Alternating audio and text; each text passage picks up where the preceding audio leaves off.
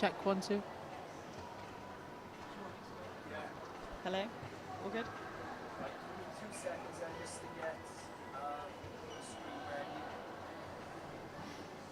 Okay, here we go. There we go. Bore da a chroeso, good morning and welcome to day 1 of the finals weekend of the Wales Netball Fleet EV National League here at the House of Sport in Cardiff. We have had an action-filled 2 days already, one in Bangor back in May and in Ebervale just last month in June. And now these teams are back, raring and ready to go again. The Fleet EV National League consists of 8 teams from all counties in Wales, filled with high-quality players. Now, these players do have to fit a certain criteria, as they cannot currently be a part of any current Wales squad, Cardiff Dragons seniors or pathway as a player or training partner, any other National Super League or Netball Performance League team, or any other national squad external to Wales. So these are the cream of the crop from the Wales teams. You might hear or see some previous Welsh feathers on the court, so keep an eye out for them today. This year, we have seen an extra addition of 2 teams compared to last year's tournament. And they are in the shape of Coastal Heat and Power Sparks, who are taking the court by storm since their first appearance in Bangor. They are enabling even more talent to be on show. Every team will play each other twice, with the final placing matches here tomorrow. So we can see who again takes that crown. Will it be Valley Volcanoes, who are last year's champions, or will someone else steal that away from them? Well, I'm Elaine Roberts, and I'm back again to soak up all this talent. But unfortunately, my co-commentator has been with me for most of the ride. Pamela Cookie has been stolen away for the Olympic duties, but we won't blame her for that. I am instead have the pleasure of the company of Natalie Pepperell, previous Welsh coach extraordinaire and current assistant coach at Island Netball. Good morning, Nat. Good morning. Are you excited about netball this weekend? I am super excited. Obviously, I got the pleasure of watching these last year and have seen a little bit on online following you guys. And oh my goodness, the talent is extraordinary. It's just, and I was just looking through the list and looking at some of the players on court as well. And like, there's some names, like you said, that we've seen before. The defensive unit of this team, this Valley Volcanoes team. Oh, it's just goosebumps. I'm super excited. Oh, it's been wonderful. We've had such fun watching these girls. So, is there any team from last year that you're looking forward to seeing again this year? Anyone that you're just can't wait to watch? Yeah, I mean, I think I've just alluded to the defensive setup of Valley Volcanoes last year. I found that really exciting. But also, you know what? I'm quite looking forward to this matchup. We were talking before about the fact that Valley Volcanoes have been doing really well, but the Northwest Fury as well. I just think they could be a team that could turn it over. Oh, how exciting for the first match of the day. Well, let's take a look at today's fixtures then. We do have the teams today, making sure that we are getting both games in between them. So for the fixtures today, our first match of the day will be Valley Volcanoes versus Northwest Fury, now starting at 9:30.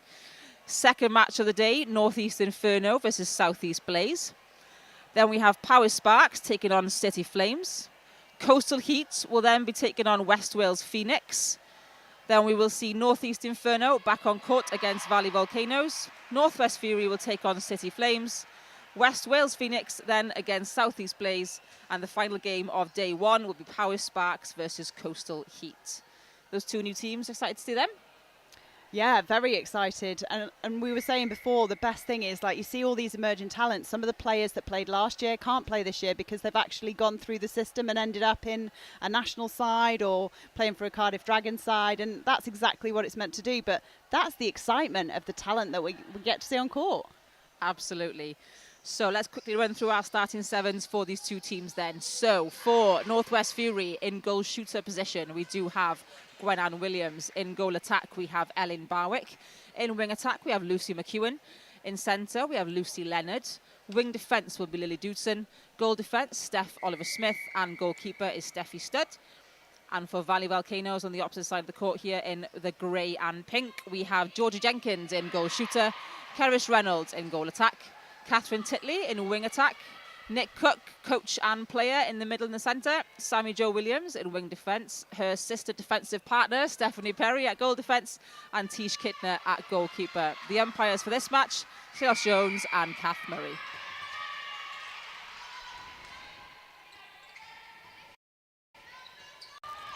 Lots of passes early on, but maintaining possession, which is a good sign. Whoa, Steph Perry straight in there over the top, wasn't she? Honestly, goosebumps.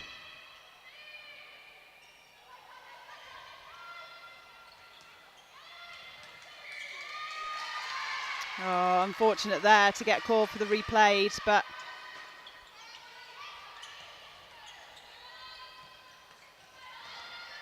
these front cuts already, Valley Volcanoes, they just take on the front of the player. They're like cutting around, and it takes the defender out of the situation, doesn't it? Definitely. They have really great ball side work, don't they, just to force themselves in front. Not scared to recycle that ball. And first shot of the match for Georgia Jenkins. She's so calm, such like a dad, isn't she? So calm on the shot. Great turnover of Valley Volcanoes there to get their first point on the board. And a lovely dink over the top from Carish Reynolds. Yeah, again, just being right close to the post, Jenkins, so getting herself in a good position as well to be scoring those.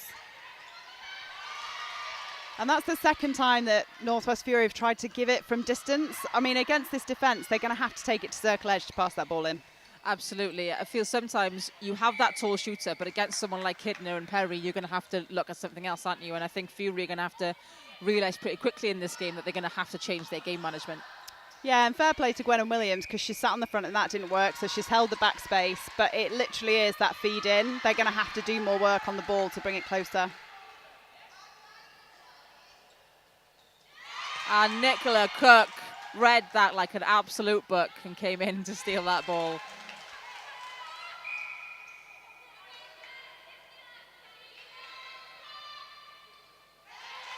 And there is Carish Reynolds with her first shot of the match. This is an early masterclass. Northwest Fury are going to have to try and put a dent in this scoreboard soon, aren't they?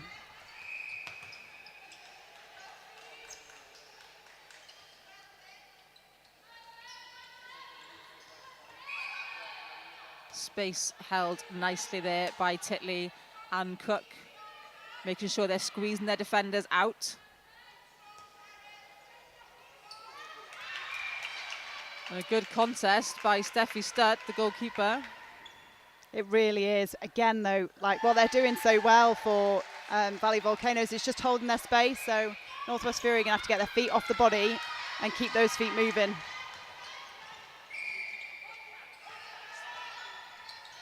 That's a nice middle. Tish Kidner again all over that ball. But again, it's the feed from outside. She had the wing attack, Lucy, who was circle edge. She'd done a circle edge front cut, but instead of giving it to Lucy circle edge, opted to feed it in, and she's just not going to go over those defenders. Well, there goes Lucy Leonard, a Loughborough University player, captain of this team. And Gwennon Williams finally gets her hand on the ball. Didn't quite make it into the net, but Steph Perry will collect. It's good defence here. It's a nice, just allowing that middle, but they were doing really well at keeping that structure. You can see it on the court. Just trying to make sure that they don't let that middle open up. Fury delay play really well then, didn't they? They kept the ball right up there, but Volcanoes took their time, weren't scared of didn't have to force the ball. Lovely feet by Catherine Titley, knew exactly where the circle edge was. And we are now at 6-0. And it was a textbook centre pass, wasn't it? 1-2, in.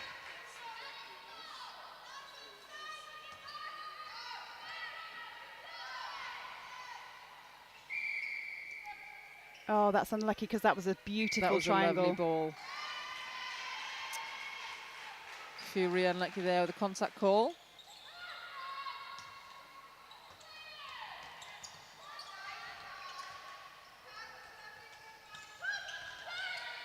Volcano's spreading play well across the court, not playing in one channel, not playing too narrow, which is then spreading the Fury defence. Absolutely, and the patience on the feed as well. But chance here now, Northwest Fury with that turnover.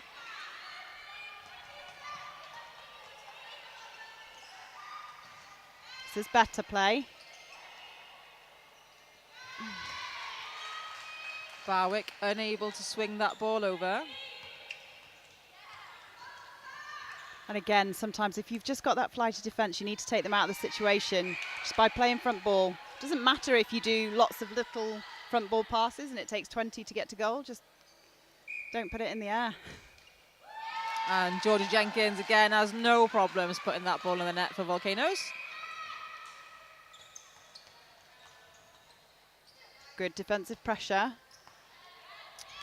Lovely work there by Fury to confuse the space for Volcanoes.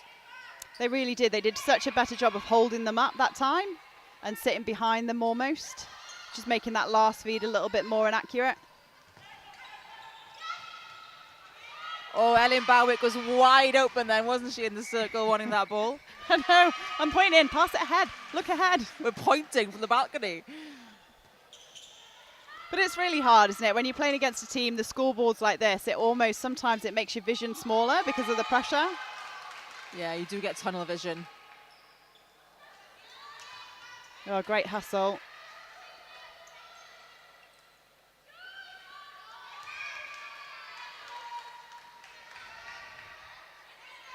It's great, really great fight here between Steph and Steffi at the back, goalkeeper and goal defence. Yeah, they're doing well. We have seen a lot of these two over the past couple of days, and they're fiery players. They will go out on board, they'll put their body on the ball. I mean, that was a long time coming, but that was due to the defence. They must be a bit frustrated. It just didn't fall their way when they were tipping it. We have such good game readers here in Valley Volcanoes, and you almost have to try and work around the way that they're going to think as well, which makes it even harder for Fury, I believe.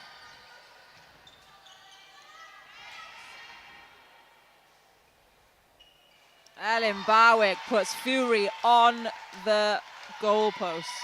And well deserved. Goal plays one. Yeah, well deserved.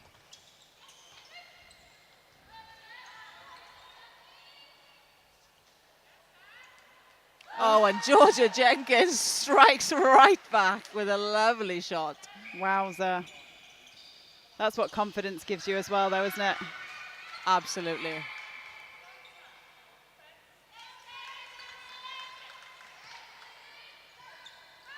Yeah, it's just, they're so good at it. If one offer's shut down, they clear out, the second offer pops through. How important is it to have more than one option on a ball for every ball that you give?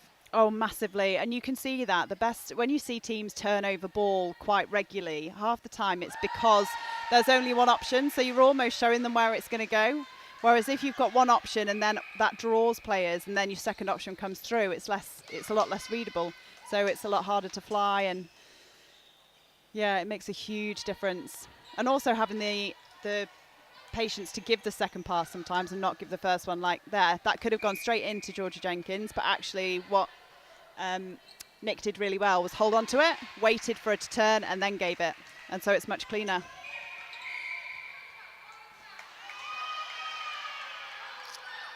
Sammy Joe there drawing contact from Ellen Barwick. And that's experience as well, isn't it? Being able to draw that contact. And absolutely wonderful support there by Karish Reynolds. I don't know if you saw that, but Seth Perry was just about to go off the court. Oh, and that is also very important, isn't it? To always back up your player who's chasing a ball. Absolutely.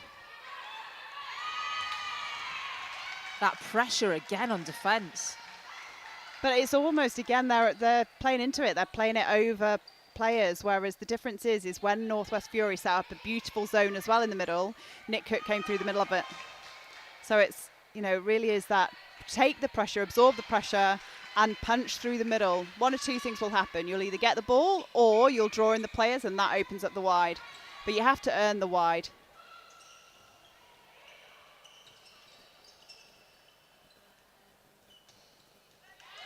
Well, Georgia Jenkins is currently on fire here, putting all these balls in the net. I don't think I've seen her miss yet. No, But we say that in commentary and we always jinx the players, so I'm sorry, Georgia. this could be the time it doesn't happen. Oh, we do hope so. Oh, and again on the buzzer, but we do have a contact call. I want to know what she had for breakfast.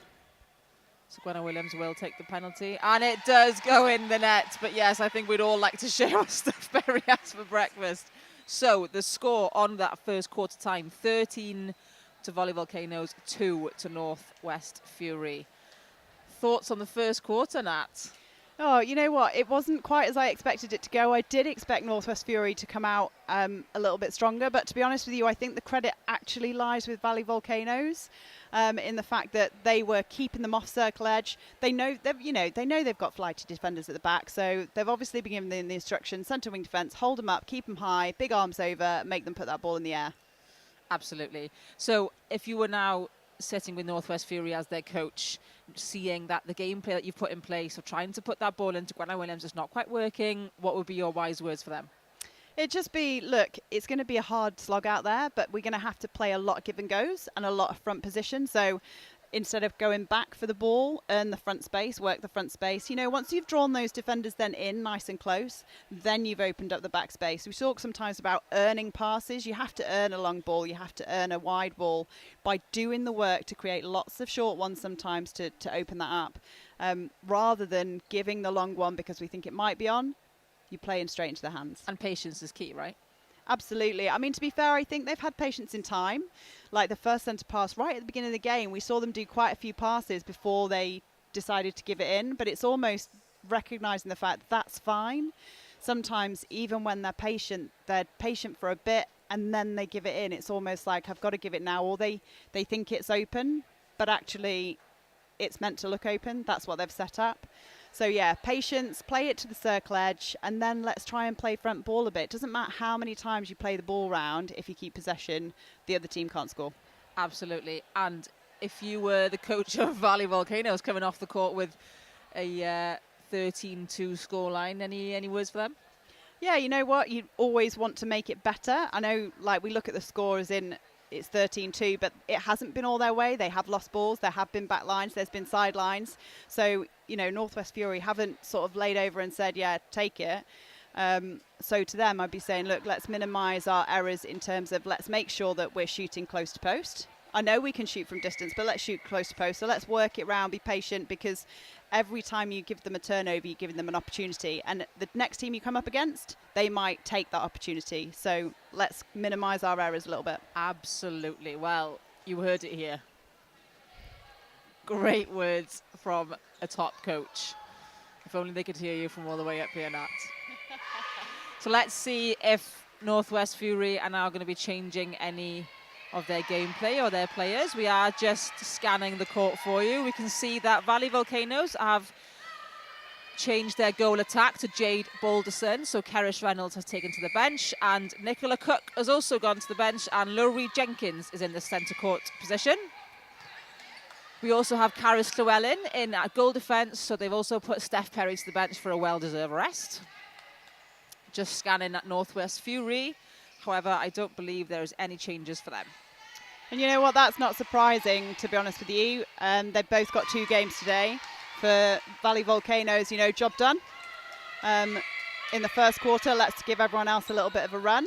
They've earned the right now to be on the court. They've earned the right to have a rest. And actually, for Northwest Fury, they're probably saying, look, we can play better than this. So go back out there and prove it. And you want to give your team that confidence, don't you? You don't want to, you know, yes, you might be down by quite a few goals, but you don't want to just take players off and then they drop their confidence even more then to go back on court later. Absolutely. And look, great start. Gwenna Williams kicks off the scoring for Fury and puts the ball right in the net. Oh, they nearly went on the middle then, Northwest Fury. So they've obviously talked about that middle ball. You feel the pressure stepped up a little bit in that mid-court now. And they're louder on court, aren't they? They're creating more noise. They're creating more energy on court at the moment for the second quarter. Nice. Give the short ball.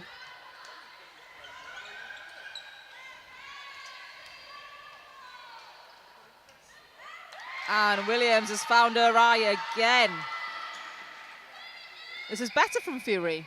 It is, you know, they've played it a bit shorter. I think some of the balls are still coming off from circle edge, and if I'm honest, the difference for that not being turned over is probably a circle defence now. Oh, Catherine Titley with a behind the head turnover ball, and they're in the pocket for the next pass. Wonderful work from the wing attack. You didn't jinx her, she still hasn't missed. I don't think she heard me. That must be so frustrating for the defence as well. Oh. But Tish Kidner. Yeah, just get out. She's like, no, you're not coming in. It's my house. So strong in that defensive unit, isn't she? So strong. It's funny because we do talk about, like, you know, goalkeepers make it your house, and my goodness, that belongs to her. And it's always talked about, like in schools and in counties, where goalkeepers kind of the position that nobody wants to be in. But you see goalkeepers on court today, and they are absolutely smashing the game. They are so important, aren't they? Just a bit of confusion there, taking out each other. Steph Oliver-Smith and Lucy McEwen not quite sure of themselves.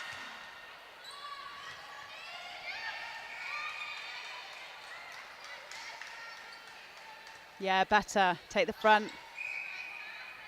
This is good. Give the ball quicker. Oh, Kidner again. Her reactions are off the scale. Better there from Lucy Leonard.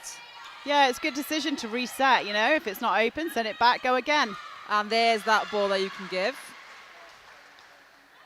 Yeah, the difference there as well was the goal defence, her body position, her angle. She was moving forward. Gwennon had Kidner on her back and then played onto ball rather than playing just straight up for the ball. Much more patience from Fury then, working that ball in, wasn't there? There was more 5, 6, 7 passes than trying to give that 1-2 ball. Yeah, and the final ball was on rather than, oh, should really give it in now. And a lovely turnover from Fury from the defensive setup of the two Stephs at the back. I think Barwick realises that ball wasn't on and apologises to her team. Yeah, it's that consistency, isn't it? But you know what? This will be learning. Once you've made that error, they've seen when it works. As long as now she doesn't do that again, that's fine. If she does it again as a coach, I'd be like, oh, really? Some unforced errors coming in now for Volcanoes. A couple of footwork calls. That's a great screen. Yeah. Lovely work. Barwick right behind her and drawing the defence up to the ball, giving Williams all that space. Yeah, and Williams set it up at the start by stepping across that back defender. It was a beautiful textbook screen. And a lovely little sidestep there to force the front ball, but miscommunication between her and Barwick. I think it came off like her little finger as well. Had a bit of a spin on it.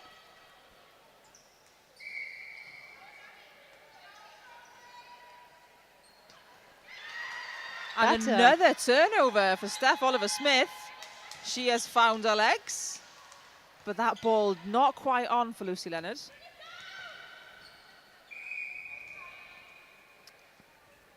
And we are seeing a change here. Sammy Jo Williams is coming off, and Lauren Barber is taking on to the wing defence position.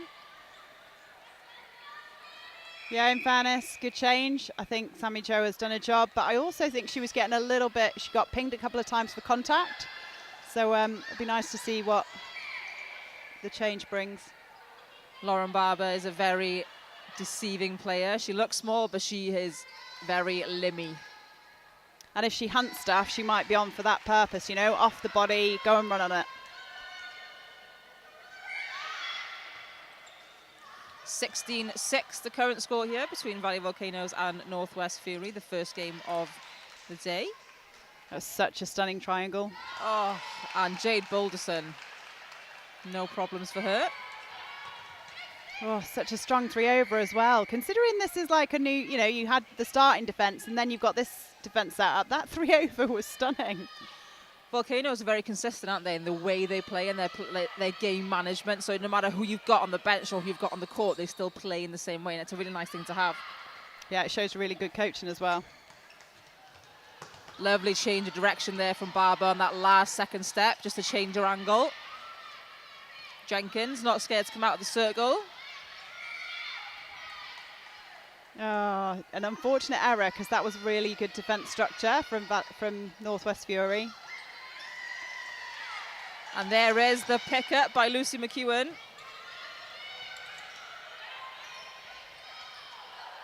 Oh, and that forced ball in from the third line.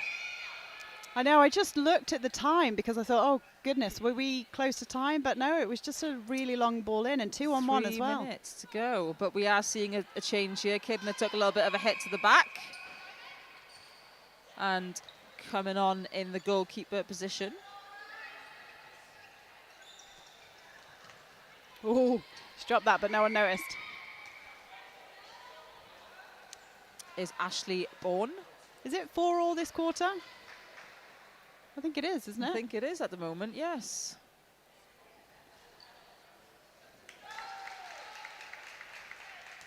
Nice, calm, composed shot from Georgia Jenkins. Yeah, well defended. It was a strong double from the wing defence and centre.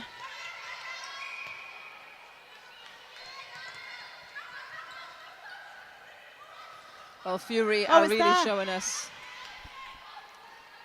that they are made of stronger stuff this quarter. And Barwick with a better range of a shot for that. That was a lovely working shot. Yeah, that was all the way from downtown, wasn't it?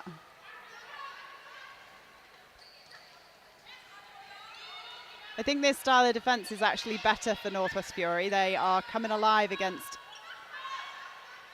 these defenders at the moment. Much more patient in their play, much more willing to move the ball around. And it's amazing what a bit of confidence can do as well, isn't it? Oh, we're hearing Steffi Stud scream from the back for the defence for her shooters. It's lifting the team, isn't it? Oh, she's so good at that, isn't she? A sweep and run, and just that step, her feet, fast footwork. Fast footwork, fast hands, gives you that extra little bit of room in the circle. Strong double marking, but nice through from the goal attack. Timing is everything. Oh, what a great chase, unlucky there from Lucy Leonard. Ellen Barwick saw what she wanted to do. Lucy Leonard changed her angle. Just miscommunication.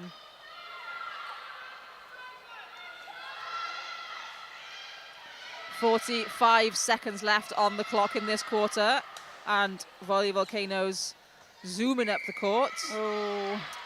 But a replay ball called for Lauren Barber, so Fury will be the ones trying to force the ball down, and it was a forced ball down. I know, it's one of those, isn't it, as a coach, you're like, you really want to be cross because of the fact that that ball shouldn't have landed, but it did land, so you can't be cross. And it was a beautiful shot. It didn't even touch the net. But now you're giving Volcanoes a chance to go again. Yeah, but she's probably spent all that time saying, come on, like, let's be patient on the ball. And then the long one works, she's like, oh. And Georgia Jenkins, with 7 seconds on the clock, puts that ball in. They're going to take it. I wouldn't have ran for that one, would you? No. Oh. And Gwennon Williams, off balance, almost falling off the side of the court, just misses that one as we hit the half-time buzzer. But 7-all. Valley Volcanoes 21, Northwest Fury 9. Oh no, it wasn't even 7-all, was it? It was 8-7. 8-7 in that quarter compared to a 13-2 first quarter. What a change for Northwest Fury. Absolutely, a massive change. You know what? Some of it was down to change in personnel. There's no point in sugarcoating it. Valley Volcanoes switched around their team a little bit, but they still played some really good netball. But actually, Northwest Fury did step up. They were a lot more patient. We saw a couple of times like that force ball in over defence, but they seem to learn from it a bit. And defensively, their structure, I think they've learned from that first quarter as well. I mean, part of me is like, oh, it's slightly disappointing that the first quarter that they had, because what they've done now more is they started to shut down the middle, whereas they were quite wide in their sort of zone defence in the first quarter. Second quarter, they pulled that in a little bit, and when that middle balls go in, they're running on it and putting a bit of pressure on. And pressure is everything. When you've got players that are pretty much the same level, the mindset and the psychology is huge in the game. And if you can get that right, you can win. You can win so many more games. Just by thinking it. Yeah, it sounds really silly, doesn't it? But it really is. The top level of sport, I mean, these girls are absolutely phenomenal. And the top level of sport, mindset is huge. It makes such a big difference. Absolutely. So do you expect to see any changes now from Valley Volcano, or do you expect to see the same 7 coming back onto the court? It's tricky. This is a big call really for a coach, because what you want to do now is you want to reward that play. But at the same point in time, at 21-9 against a team like this, that you've still lost that quarter by a goal to, with all of their team now having taken to court, the chances of winning it are quite slim, being realistic, and they've got another game coming up. So now, tough call as a coach. Do you reward those players because they've turned the game around and done a really good job and leave them on? Or do you say to them, great job, well done, and then bring on your other players who probably are equally as good, don't get me wrong, but they've all got to play in a game again this afternoon? Yeah, and they are playing Northeast Inferno this afternoon, which is, as we know, last year's winners versus second placing. So it will be a tough game. So do you rest your players, or do you take the goal difference, because Northeast Inferno are way ahead currently on goal difference, so it's kind of the lesser of two evils, I suppose. Yeah, I mean, to be honest with you, if it was me, I'd now change my team and give them a rest. But every coach is different, and look, every coach knows their players really well as well. It may well be that they've got an aim to start a different 7 in the next game, and actually they're going to run this one out with the team that they've got on court and play a different 7 in the next game. So you just don't know. But yeah, I personally would now change it because of the fact we've got another game this afternoon. Absolutely. So we are hoping for more action from these two teams. So we've got Northwest Fury, the Gallery Loft Conversion, Northwest Fury, and Tantrum Valley Volcanoes currently leading 21 goals to 9. We did see a lot of difference in the Northwest Fury team in that second quarter going into half-time, scoring 8 goals to 7 for the Volcanoes in that second quarter compared to the 13 goals to 2 in the first one. A lot more patient, moving the ball around a lot more. And as we're seeing on the court now, coach, player Nick Cook providing some advice to young Jade Boulderson there. It's nice to see, isn't it, when you have these kind of player coaches coming up. And it is difficult to be a player coach. Yeah, I don't know how player coaches do it, I'm not going to lie. It's incredibly difficult to be aware of your own game, aware of learning what the other players are doing in terms of your opposition, and then also analysing and watching what the players on your team are doing. I find it physically and virtually impossible. Especially from a centre court position. Yeah. But this lady is phenomenal, isn't she? I mean, she's literally a force of nature on the court and off the court. So she's absolutely incredible, yeah. She does not stop. She does not stop. She invited me on a dog run once, and I said, I'll bring the dog, but I'm not running. Fair. I think if she offered me for a run as well, I'd be like, well, you tell me where you're finishing, I'll meet you there. I'd drive. But it'll be interesting to see what happens now with Valley Volcanoes, because, look, you can change it. It's almost been like a bit of a wholesale change for them. I think a couple of those were forced because you saw, a couple of people took hits, but sometimes it's easier to interject some of you more experienced players, because actually the younger players or the less experienced players learn off that. But with the wholesale changes, it's almost like a completely different team. Absolutely. So just scanning the court now for you as we go into the third quarter of this first game here at the House of Sport in Cardiff. So for Valley Volcanoes, Kerish Reynolds is back on at goal attack, and Jade Boulderson has moved into the goal shooter position, with Georgia Jenkins taken to the bench. And the rest of their defensive setup has stayed the same. For Northwest Fury, we have Lorian Chadwick, who has also gone into the goalkeeper position, and Steffi Stutt has moved out into goal defence. That was a lovely reverse hand pass and a lovely feed as well, in seeing that the goal shooter was open at the back.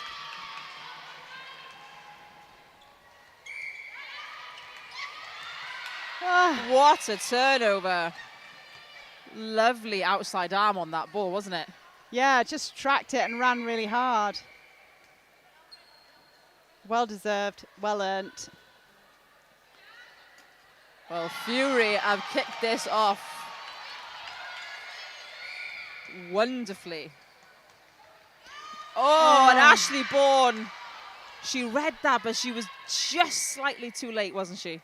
She was, and you know what? That was something that they played for as well, because if you looked at their defensive line, they had them all sat high, pushing up, and creating that one-person offer. So, Gwen Williams knew that she just gave Ashley Bourne a little bit of nudge out the way for that ball. And the umpire, Kath Murray, had no problem picking that up. Oh, unlucky. But the confidence in Fury now, like you said, it's risen, isn't it? It's much different to the first quarter. It has, and what Valley Volcanoes are doing, they're running lines, so they're just running one line at the moment, not necessarily changing direction on it. And so Northwest Fury have gone, fine, I'm going to run with you. And that's happened at the centre pass, it happened on that one. They were unlucky not to get that turnover. Oh, well held. What a reach from Titley straight into Reynolds. And well chased from Reynolds, but doesn't quite land with her. Oh, and Barber heads onto the floor, missed that open ball. But Fury will take advantage. It was really nice, you know, last ball in, could have gone a bit sooner if I'm being really picky, but much better attacking play. And it's the decision making for me as well. She could have forced that, which they were trying to do before, but she went backdoor instead. I've just jinxed it, I'm so sorry. Oh, that's definitely on you. But again, it was that long ball over, wasn't it, instead of a nice little triangle setup. But Williams did have that space. Yeah, sometimes it's the positioning, isn't it? It was a long ball over, but it was a long ball over when everybody was in that line. Absolutely. And there was no width.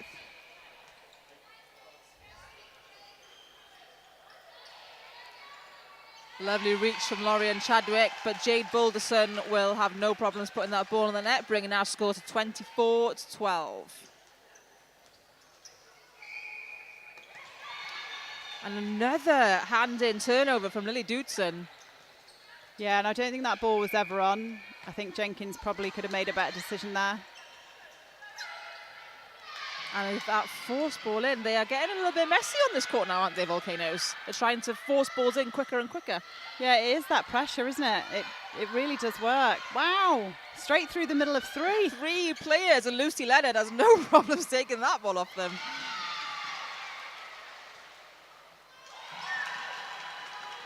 The smiles as well between them now. They're brimming with confidence. There was me going, you can't bring it back from that scoreline, but I mean, I might be eating my words here. They're 11 down, but they'll bring it in with a 10 if they can get one back in. This could be a crucial turnover, just something which settles the balance for Valley Volcanoes. Steffi Studd saw that, but again, slightly too late. Didn't take her feet through the contact. And a lovely little pass through from Karis Reynolds to Boulderson. I still think that was lucky that it landed. The keeper was so close to being on it. What a cynic you are. I really am. I'm like, oh, that's not safe. I always put my seatbelt on. So Valley Volcanoes will have another go at this. Catherine Titley, always in acres of space. That is one of their trademark moves as well, isn't it? That triangle.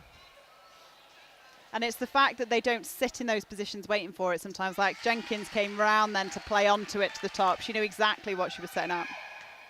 You've got players finding space to create it, haven't you? And it's working really nicely, and it's something that Fury can really pick up on.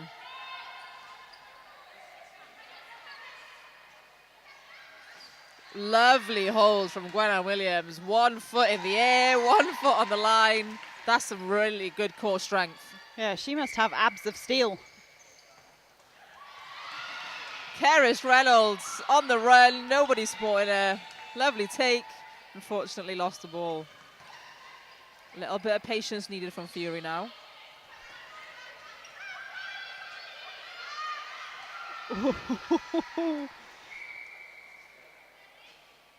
The problem that they have is that the Valley Volcanoes goal defence is not fully committing to the goal attack sweep, so they're going to have to be a bit careful. Those balls are landing at the minute, but if they don't start giving it to the goal attack as well, it's not going to work. Williams comes out of the circle for that ball, but just couldn't get on the end of it. Barber bringing the ball up the court nicely up this defensive setup of Volcano, so the attacking players don't have to come so high, so they can set up their attacking little area a bit sooner. Yeah, but I mean, if I'm being really picky, the goal attack was nowhere to be found. She was watching it go through the court. You have to defend all the way through. Absolutely.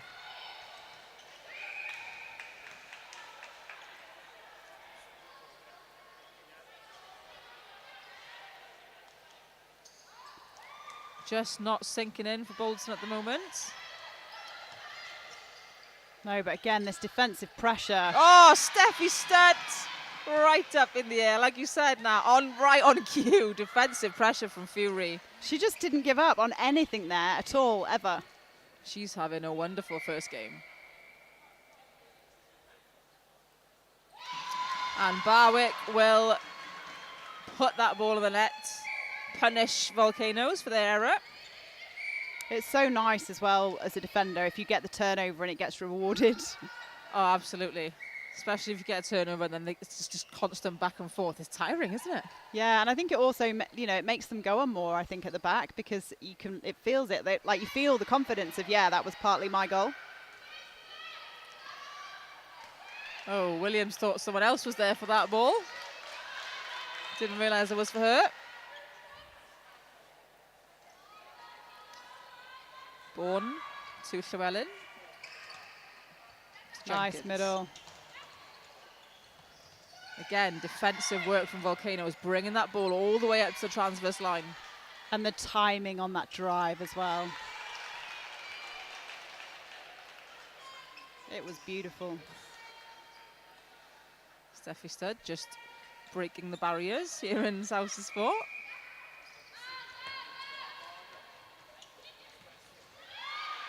And there she is again. Yeah. And wins the ball. Very contested, very right. I was just about to say it's better centre passes from Valley Volcanoes because they're starting off the line now, so they're not getting in a running race. But yeah, still a turnover. Great pressure.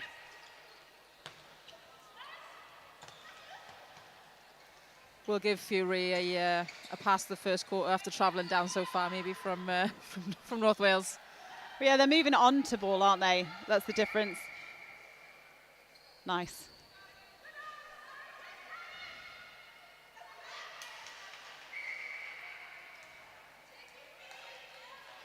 Hear the coach, take your feet.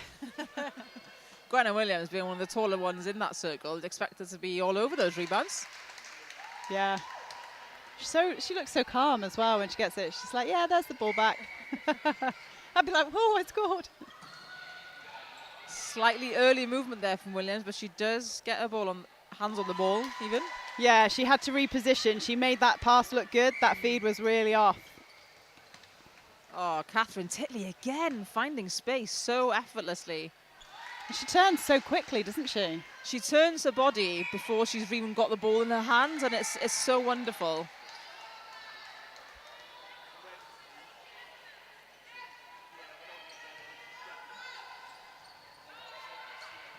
Oh, it was a good run through. Lovely space for Williams. No problems from there. The score now 29-19, so it is within 10. Slight different change of tactics going to be needed against this wing attack. She's just finding the circle edge so easily at the moment. Ellen Barwick there, forcing that ball into Williams. Seeing the clock was running down. So at the end of this third quarter, we are playing 30 goals to Valley Volcanoes, Tantrum sponsored. And we are seeing 19 goals to Gowley Loft Conversions as Northwest Fury. So 10 put on the board by Northwest Fury. And 9 put on the board by Valley Volcanoes. Nat? Yeah, it's just a better game, isn't it, overall in terms of being contested now. And I'm not sure whether that cheer was for a player coming onto court or the fact that they won that quarter, because really that lifts them as well. And it was well deserved. Just like I said, they read the play better. They started running on stuff shoulder to shoulder. Credit to Valley Volcanoes, when things were breaking down, they changed up their strategy. So they had 2 centre passes that were intercepted. And then they started to work off the line. So they came off that running race. They did an interchange, getting the ball to the goal attack, and the wing attack started to hit circle edge. So, you know what? The smarts of Valley Volcanoes brought them back. They're such a hard team to turn around. They are a hard team to turn around. And it's not just individual smarts either. It's how they all manage to turn it together and still work cohesively as a team. Yeah, absolutely. And that's like changes of tactics as well in the middle of a quarter. And we talk about players and coaching players to be game smart players, because look, as a coach, you've got quarter time breaks, and that's pretty much it, to interject information. When things change on court, it's up to players to do it on the court, and that's what they do really well. I think for Northwest Fury, they've come back on with great tactics and great strategy. So they've started playing 2-ball, which is much, much better. They're moving the ball around the circle. They're getting to circle edge. They're doing all of those good things. Occasionally, every now and then, you know, a little error still creeps in. Fine. But I think for them, it's more the fact that they have to go back for that input before it comes back onto the court. So something I'd want them to tweak is when you're going back to training again, it would be, do you recognise, when we look back at these footage, did you recognise that was happening? And if we're not recognising it, how can we make sure we recognise it on the court? Because look, they've got the skills. They've just shown it. They've absolutely smashed that quarter. They've got the skills to change their game and do what they need to do to turn a team over. But it's that recognition and recognising it early. Absolutely. Absolutely agree. So some changes already pretty obvious from Valley Volcanoes. Coach and player Nicola Cook comes back onto the court in the wing attack position. Lauren Barber and Kerridge Reynolds still in those shooting positions. Jade Balderson, sorry. Lauren Barber has come on to the centre position, and Lowry Jenkins has moved back into a wing defence. Caris Llewellyn and Ashley Bourne have had a little switch around in that circle defence. For Northwest Fury, a couple of changes for them as well. Lucy Leonard has taken to the bench, and Bethan Phillips has come into the centre court, and Megs Hollins has taken on to wing defence, and Lily Doodson has had a well-deserved rest for this last quarter. Yeah, and you know, not surprising that there's some changes as well for Northwest Fury. Firstly, you bring a whole squad because you believe in that whole squad, but secondly, you know, like we said, they've got another game. I think it's actually probably really hard for most normal human beings to come on back to wing attack. So Nick Cook going from centre, then having half off, and then coming back. If you were a normal human being, that would be really tough. Absolutely no doubt she'll Nick smash Cook it. is not a normal human being, is that what you're trying to say? She's a machine. She's a machine, yeah. She's literally a machine. Like most people would be like, oh, a bit tired legs, you know, get a bit stiff, but like, yeah. I don't think she ever gets stiff, Nick Cook, does she? She just keeps going and going. In the meantime, great defence from the goal attack. Oh. I think you mentioned earlier the goal attack was nowhere to be seen on defensive line, and now she's stepped up to the mark. Yeah, credit where credit is due. Oh, and as we say, the machine Nick Cook gets taken out in the air, but she's back on her feet.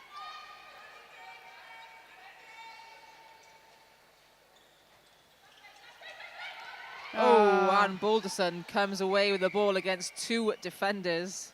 It was great hedging as well by the goalkeeper, because she saw that Nick Cook was free on the wide, but just couldn't get her feet back to cover Balderson.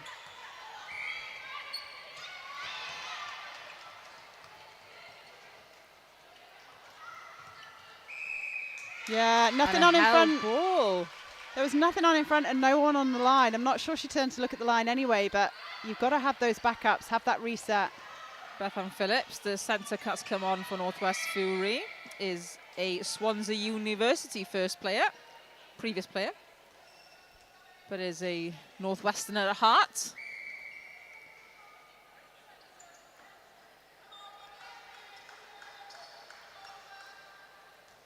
Great shot. There is Kerridge Reynolds with that lovely arch and that ball to drop in. They are the sweetest shots out there, doesn't even hit the rim.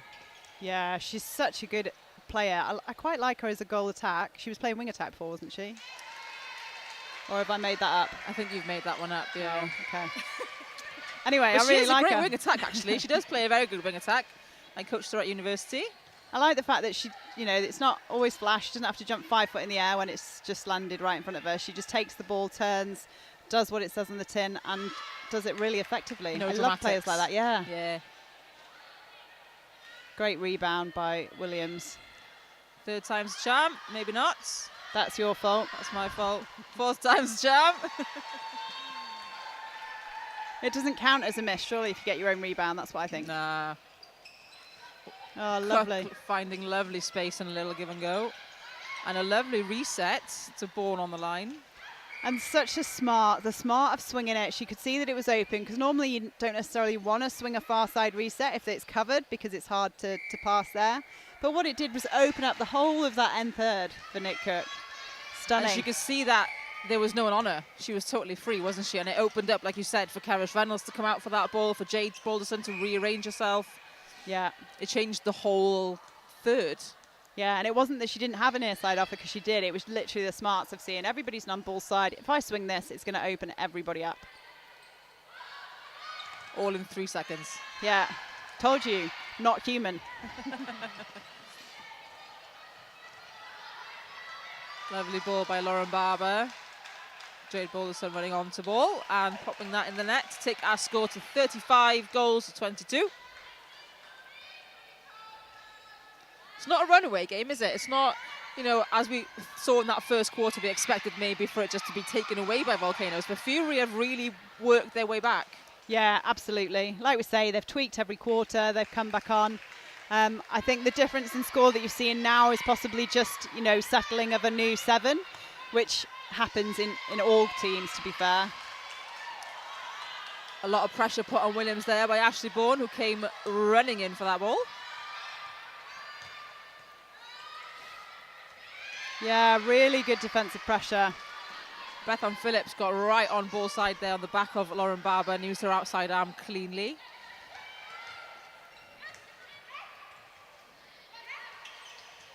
Oh, again. I think Fury as well have taken out that initial zone, haven't they? And they've just switched to man on man, and because it obviously wasn't working for them. And that's a really good decision to make as a coach, isn't it? Yeah, absolutely. I think it depends on personnel again. Like we see when it's the thing that's releasing Valley Volcanoes is when Nick Cook does that long link. Man-on-man defence from the back line for Northwest Fury works really well until Nick Cook comes through for link, and then it opens it up. And again, that's the smarts, isn't it, of a really good player. It's how you work with what's in front of you and how you shut that down. Yeah, my guess is maybe they started with a zone because of the fact that they had like the really fast mid-court on. So they thought, you know, instead of running shoulder on shoulder, we'll start with a zone. We'll try and turn over that way. And then, like you say, smart to change it. Now she's back on. Is that going to make it difficult? Possibly.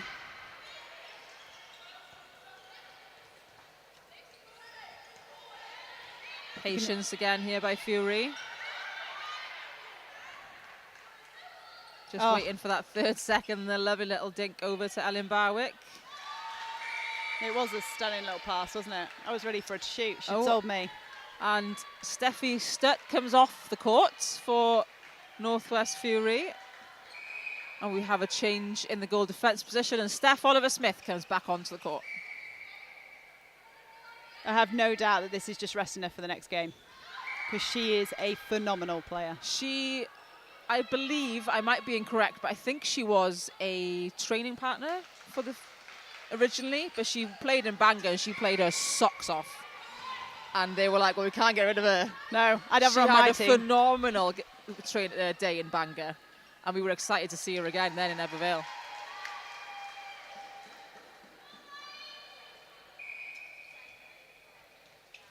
Lovely timing onto that ball. Oh.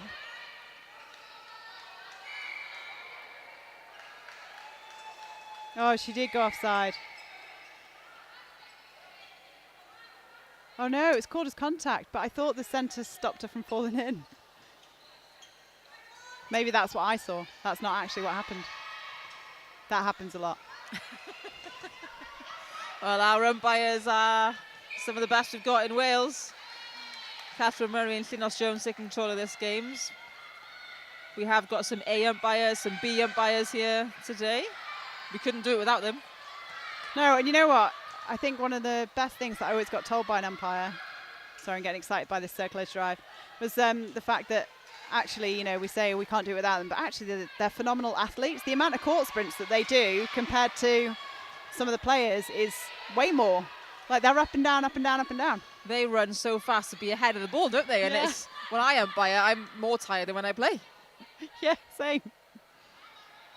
And that's just a bog standard game, not one of these. Not one of these games. Sweet shot. Lovely shot by Jade Balderson. Take our score up to the round 40 to play 24. Be interesting to see Valley Volcanoes shooting stats as well, because they must be high. Look at that And it's depth. quality, isn't it? It's quality of shot over quantity of shot. And I always feel like, yes, you want to put as many shots up to get your team up there, but if you're not having a quality shot, then you're just losing opportunity. Absolutely.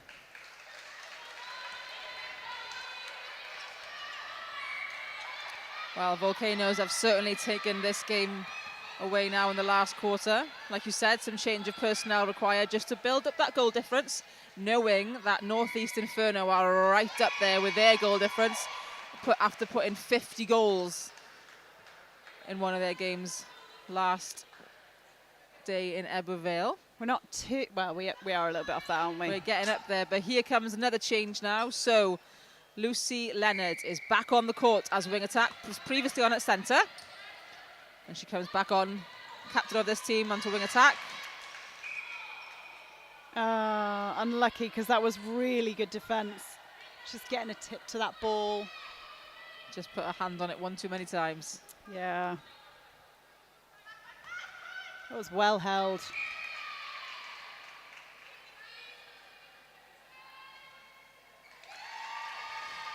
Still 30 seconds left. A positive person would say time for 2 goals, but definitely time for 1. Oh, look at this. There is time for 2. 20 seconds. Come on. 2 goals. Let's run it. But still use your patience. 15 seconds. Oh, Lauren Barber. I told you she had arms for days. Very deceiving. But here now, the Fury go again. Ellen Barwick, lovely little 1-2 with Lucy Leonard. Can she put it in the net? Yeah, yes, she can! On the buzzer!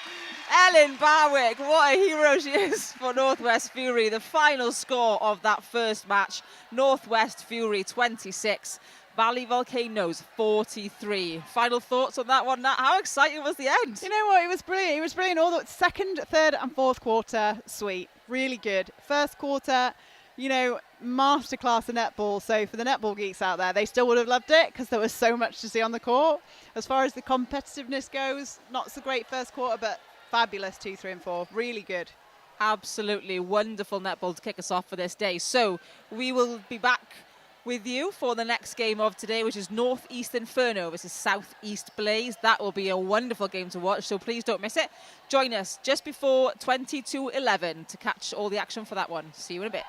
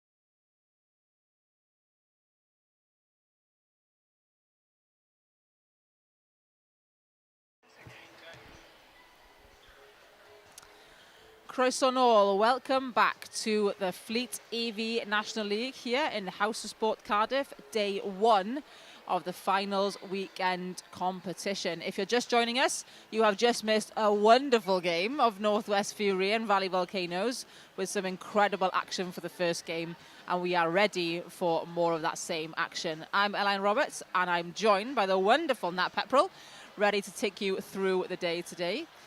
The next fixture we have coming up for you is Northeast Inferno versus Southeast Blaze. So Northeast Inferno currently top of that table, trying to reclaim the crown they believe should have been theirs last season, but was stolen from them by Valley Volcanoes last second. You watched that last year, Nat? Absolutely, and you know what, seeing this team warming up on court and having, seen a little bit over the last couple of days, and you also saying they haven't lost yet, I can see why. I can see why. It's going to be a great match when those two meet. Oh, it's going to be wonderful. And Southeast Blaze have also shown their incredible performances, especially last month in Ebbw Vale. They really brought that fire and took a draw up to City Flames in one of those last games, which was absolutely wonderful to watch. So let's take a quick look at our starting sevens for these two teams then.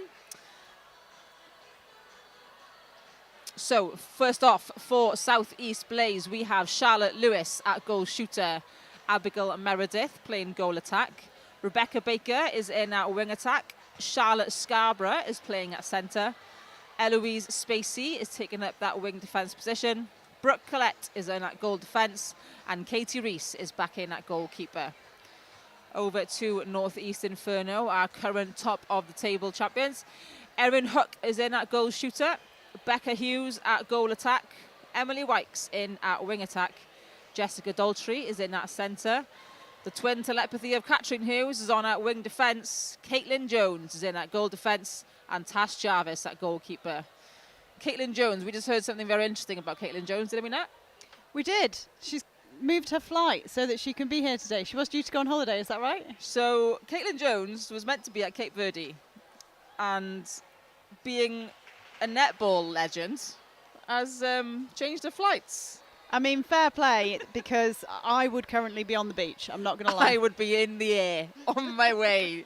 But we do love a netballer that's committed. Absolutely. We absolutely love the commitment. And you know what, it also, without sounding really cheesy, it's actually credit to this league that this is so important to her that she's actually willing to change her holiday dates. I mean, we say that you die for your team, but that is literally giving most things for your team to not go on holiday.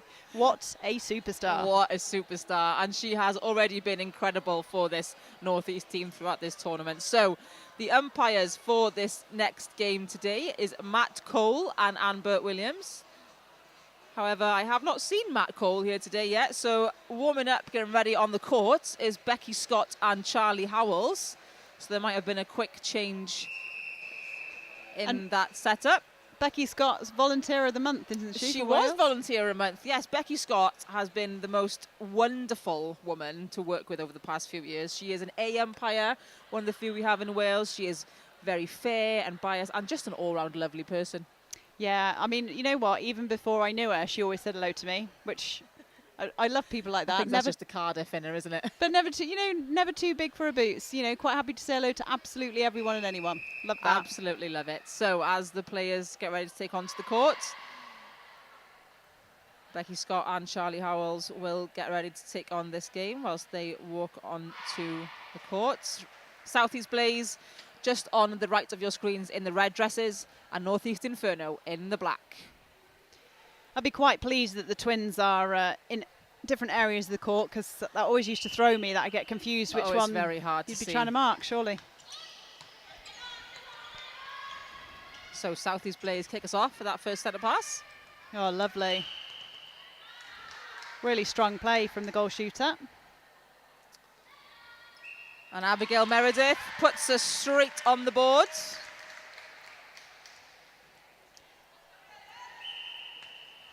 Oh, look at that 1-2. Look at that. And Northeast Inferno have shown up today, and they mean business.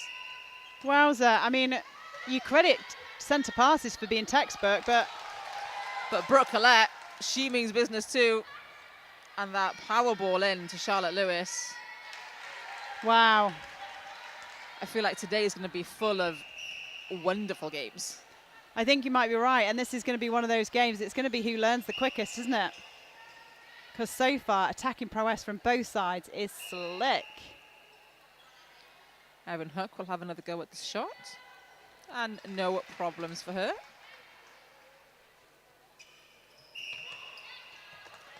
There is Brooke Collette again, bringing that ball up court, making work for her attackers so much easier. Oh, And that first all-important turnover.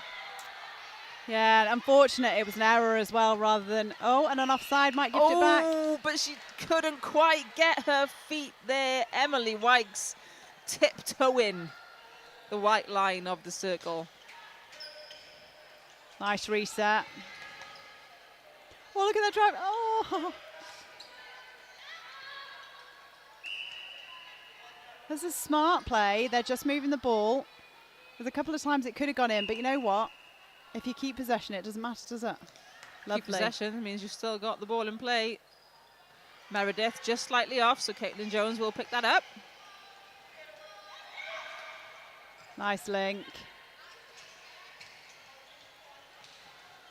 The footwork just to get herself nice and close. Lovely split from Erin Hook. And that turnover for Inferno will take them 1 goal ahead.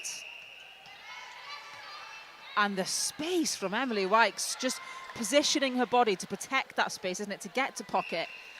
Yeah, absolutely. And this is where you've all got to be on the same page defensively, I think. They're going to have to decide to either to challenge first phase or second phase. But at the moment, one's trying to challenge first and one's trying to challenge second. It doesn't work. And you end up playing like individuals that are then a unit then, don't you? Yeah, they need to play together. But they do That's strike better. back Southeast. Oh, great Better from take. Spacey. Wonderful work from Eloise Spacey. She read that straight away. Did not let Wykes get onto the wrong side of her. And then there comes right through the middle, comes Jess Daltrey. Yeah, completely different defensive strategy. One playing man on, one playing off, both equally effective if executed right. We've gone from a masterclass of attack to a masterclass of defense. Well, these two teams really are gunning for it this weekend. Lovely ball. And a lovely space from Charlotte Lewis. Needs to sink that really, being so close. She'll have to look at that And shot. Northeast Inferno in acres of space. It's the width they create, isn't it? I've said that just as they've all come together. But as they were coming through court, they're so wide and then play onto ball. They play in waves, don't they? They kind of open and close the court so nicely. Yeah, that's exactly it. And it confuses the space then for Southeast plays. Lovely, lovely front position. Erin Hook having no problems again, putting that ball up in the net, taking the score to 7-3. Oh, I thought Tash Jarvis was going to go out on the fly then. And Charlotte Lewis pops that one in for them, and cheers from the Southeast Blaze bench. Oh yeah, footwork. Good umpiring. Eagle-eyed umpiring from Charlie Howells. Oh, Charlie Howells, one half of a mother-daughter umpiring combo we have here this weekend. that's which is amazing. really isn't nice it? to see, isn't it? Great shot from distance. This is a great game. And Rebecca Baker just stayed in the air then for about, oh, Jess Daltrey. The turnovers in this game. Yeah, just plucked that one out of the air. I mean, it was gifted a little bit because it was very static on that reset. It really needed to go back to the line rather than a mid-court player. Just like that. Great reset. Woo. And Jess Daltrey is taken off her feet by Katie Reese. I love that little shooter shuffle. Did you see a shuffle a little bit further forward? What, here, umpire? I'm just going to keep going till it's time to stop. Oh, lovely. Oh, duck. lovely 1-2. 3 passes and we're into Erin Hook. So when you were Textbook. saying about the goalkeeper at the back looking for the fly, they really need to start doing that. At the moment, both goalkeepers are quite focused on their goal shooters, but the depth that these teams are getting, there are some sitters. Northeast Inferno play with such open vision, don't they? They play with peripherals, they play openly. And the play they're then getting from that is, like we said, this kind of wavy play. Whereas if you're playing with like tunnely vision and one-sided vision, then you're going to get that narrow play, aren't you? Yeah, 100%. Nice middle. Lovely jump by Eloise Spacey again to turn over that ball. She's a great little player. Also got arms for days. She looks quite young. Is she quite young? Yeah, 21, 22. Wow. Just graduated from Cardiff Met University, Eloise Spacey.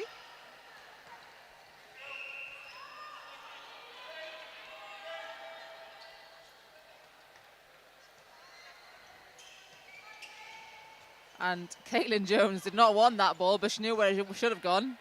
Straight over to Catherine Hughes. Lovely work. They're just constantly moving, recreating space, going again. No one takes ball standing still, do they, for Northeast Inferno? And that's one of their key aspects. Absolutely. It's so hard to take ball from a player that's moving onto the ball like that. Lovely swing. And again. And it's the clear of Erin Hook as well. You know, I know she didn't clear with too much purpose, but she still moved out of the way. She knew exactly what Becca Cook was doing. Absolutely. Unfortunate, can't sink the goal. And here goes Charlotte Lewis on the other end. And she can sink it. Taking the score to 10-8. Southeast Blaze have really brought this back. It's their centre pass as well. Score this and it's between one. I don't want to jinx it too soon. Great depth. Oh, and a lovely land. I clapped that. That was great. Silent clap. That was wonderful play. And only one goal in it now between these two teams. But Northeast Inferno have the centre pass. Nice to force it back. But again, that width, those waves that you were talking about, they went wide, they've come in, they've gone wide. Footwork call for Becca Hughes. Enforced error for Northeast Inferno, and they will have to work hard to get this ball back, as it will be a Southeast Blaze centre pass next. Oh, but that is unfortunate. Enforced overthrow by Charlotte Scarborough. She'll be frustrated because actually the space was there, the width, it was a good decision. It was just the execution of the pass. And Emily Wykes in acres of space. Straight into Erin Hook. Yeah, Reese is really going to have to do some work closing down that goal line to stop Hook from running it. Oh, Caitlin Jones wasn't sure about that one, was she? She was going to go for it. And it's good that they're going to go for it because actually by the end of the game, they will be going for it. Oh, yeah. It's all about learning your timing, isn't it? Yeah. And it's now still one goal in it, 11-10. Oh, that could be the turnover. Oh, no, it's not. Emily Wykes not giving up on that one. And twin to twin, straight in. That rhymed. You're a poet. It's wonderful. I've been watching these two play for so long. It's their lines to ball as well. You know, she turned, she knew that the next play was there. She knew she was there. Gosh, just let it go. 20 seconds on the clock. And Abigail Meredith couldn't quite get that one in, and Tash Jarvis will pick it up. Northeast Inferno need to be clinical now to take this ball to goal without rushing. And if they do, it makes it a gap of 3, which is really unfortunate for Southeast Blaze. Wonderful footwork by Erin Hook. With 3 seconds on the clock, Jess Daltrey will take her time, which means a centre pass for them in this first and second quarter. Yeah, absolutely. But you know what? It was only right at the end that that kind of blew out. But actually, there was just a gap as well in the middle of that quarter, and then they pulled it back. I think this is like we've got a proper game on our hands here. We have got a proper game on our hands. So the Printco Northeast Inferno and MECTEC Southeast Blaze. 13 goals to 10 at the end of that first quarter. But what a first quarter it was. We expect a lot from Northeast Inferno, having not lost a game yet in this competition. Southeast Blaze really pulling it forward after an emotional competition last time at Ebervale after losing a very dear person to them, Donna Crossman, a pillar in the Welsh netball community. But they are really pulling it out of the bag, aren't they, Northeast, Southeast Blaze? They really are. I mean, you know what? It's only a couple of tweaks, I think, for them in terms of their defensive setup to turn a bit more ball. At the moment, we talked about the space that Northeast Inferno are having in terms of coming wide, pulling in, coming wide. And Erin Hook as well on the goal line. You know, she's working those feet really nicely. So they kind of need to stop that now. And the way that they need to stop it is by dictating a bit more, dictating the players, giving them an area that they can say, okay, you can go in there, but actually we're not going to allow you all this space. They've done some good jobs in isolating a swing and making that on, but then the next job is isolating it and then running on it. So there are the bones there, but they've really got to implement a bit more of a defensive strategy. Absolutely, and we see that wonderful play from Northeast Inferno where they just run the ball in any which way they want. But like you said, Southeast Blaze now have to really use the sidelines as an extra defender and use that back lines and shut down the space they want to run into, don't they? And as now Southeast take this into consideration, would that be what your main focus be now going into the next quarter? I'd probably play sides. I'd probably say to them, look, try and keep everyone on one side. Someone call it early on a centre pass, play them into the same side. It also stops them from being able to swing it around the circle as well, because what Becca Hughes does really well, and Erin as well, Hook sets herself up for it, is that swing and follow. So can you play all the attack on one side that stops the swing and follow, but also it stops them having that width, just being able to ping it out to that player who's free. Absolutely. So as the players do get themselves ready to take onto the court, we will have a quick scan. I think in fairness to Northeast Inferno as well, they need to try and get a bit more turnover too. Like you talked about them seeing the ball and kind of going and not fully committing. I'd love to see them committing a bit more at the back and going on those flies, because Southeast Blaze have been stood still sometimes to receive ball, and you should be punishing them at the back if they're stood still. And that's what Northeast Inferno do well, is that they take the ball on the run all the time, which, like you said, makes it hard to defend. Yeah, hence why you've got to restrict them. You can't be off body on that because they're going to move on to it. But the other way around, start hunting. Absolutely. So not too much of a substitution for Northeast Inferno, just a little bit of a switch around in centre court. So Emily Wax has gone into wing defence, Katrin Hughes into centre, and Jess Daltrey has moved into wing attack. So they've all just moved up a position. And looking around for Southeast Blaze, no changes that we can see popping out at us. I think they've kept their 7 the same. Already a better defensive centre pass for Southeast Blaze because it's not gone straight in, but the patience of Northeast Inferno just to keep moving ball. And like we spoke about last time with Valley Volcanoes, they're a kind of team as well that can just change game tactic as the game is going on, aren't they? And again, that's so hard to defend. Oh, it really is. Strong long ball in.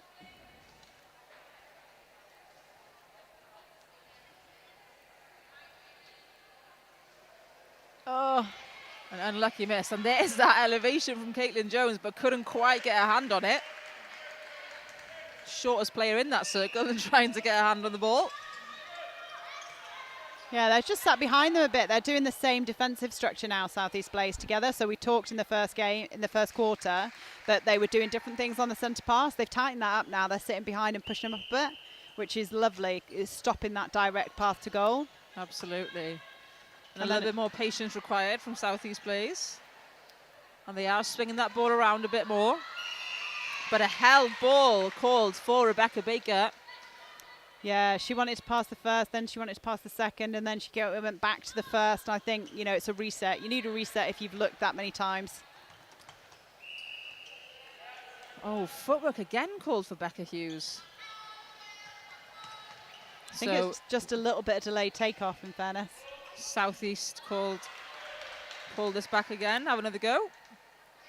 And there is Charlotte Lewis.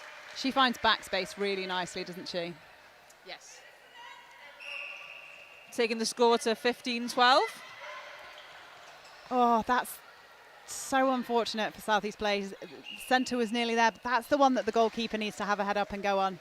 But because if that centre's on the back foot for that, they're never going to beat that Katrin Hughes that ball, are they? So you're better off cutting the angle off. Exactly, and it's a long diagonal ball, and you know that Northeast Inferno are confident to send it. So we'll say that was a great pass. Wonderful pass. Shooter to shooter. And Meredith will put the shot up. Good defence, keeping them up. Eyes up at the back, no one at home. Meredith slowing the game down a little bit, allowing her defence to get into position. Another no-look pass from Becca Hughes. Yeah, and Wykes as well played for the backspace there nicely. But turnover. An uncharacteristic miss from Erin Hook.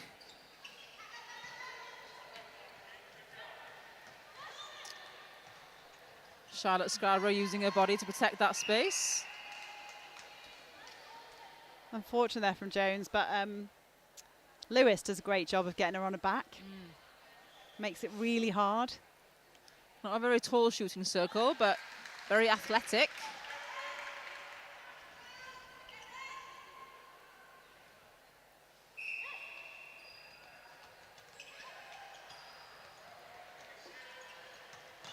Nice second option choice from Beck Baker.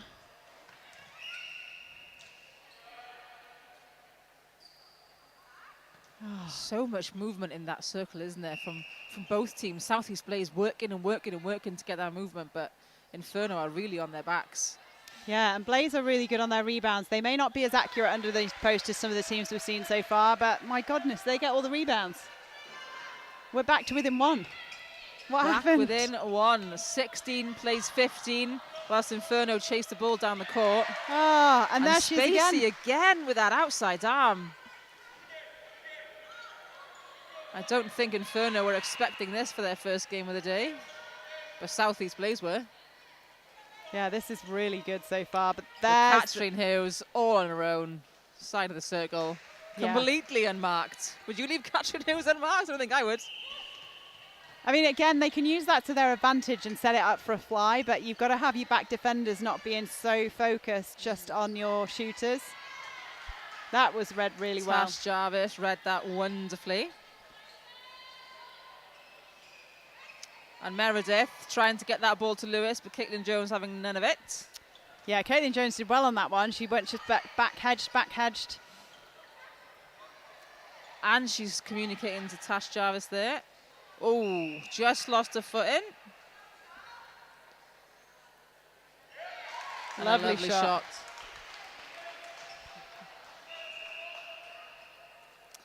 And we are seeing a change here. So, Becca Hughes even coming off the court.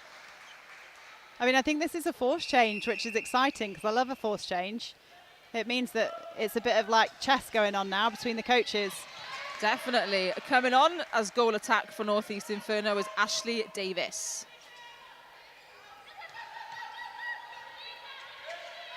Oh, Charlotte Scarborough, outside arm. That was beautiful. It was beautiful. There was obviously... I believe she was offside. Oh, fair. I was going to say, I thought it was wasn't contact. No, it was clean as a whistle, but just tiptoed over the line. Oh, goodness. Great umpiring for that. Yeah, how did you see that? I was too excited by the game. I would have been watching the contact. I wouldn't have even looked at her feet. Nice by Brooke. Great defending. Great defending. So that change now to change that goal attack, is it too many unforced errors that's coming from Becca Hughes? Is it you need a little bit more of a movement circle now between Hook and Davis? What would your catalyst have been to change that? I think that to be fair, a couple of footwork calls might be, okay, the umpire's now looking at your feet and it's happening too much, so we'll just make the change. But it could also just be, sometimes a change just changes the momentum a little bit. And I think they'd lost a little bit of momentum. So sometimes it's not necessarily anything the player's done and it's almost just subject to the game flow. Absolutely. And as you can see, it has changed the flow of the game. They're now 4 up. Even one player change it just changes what everyone else does as well and moves around you.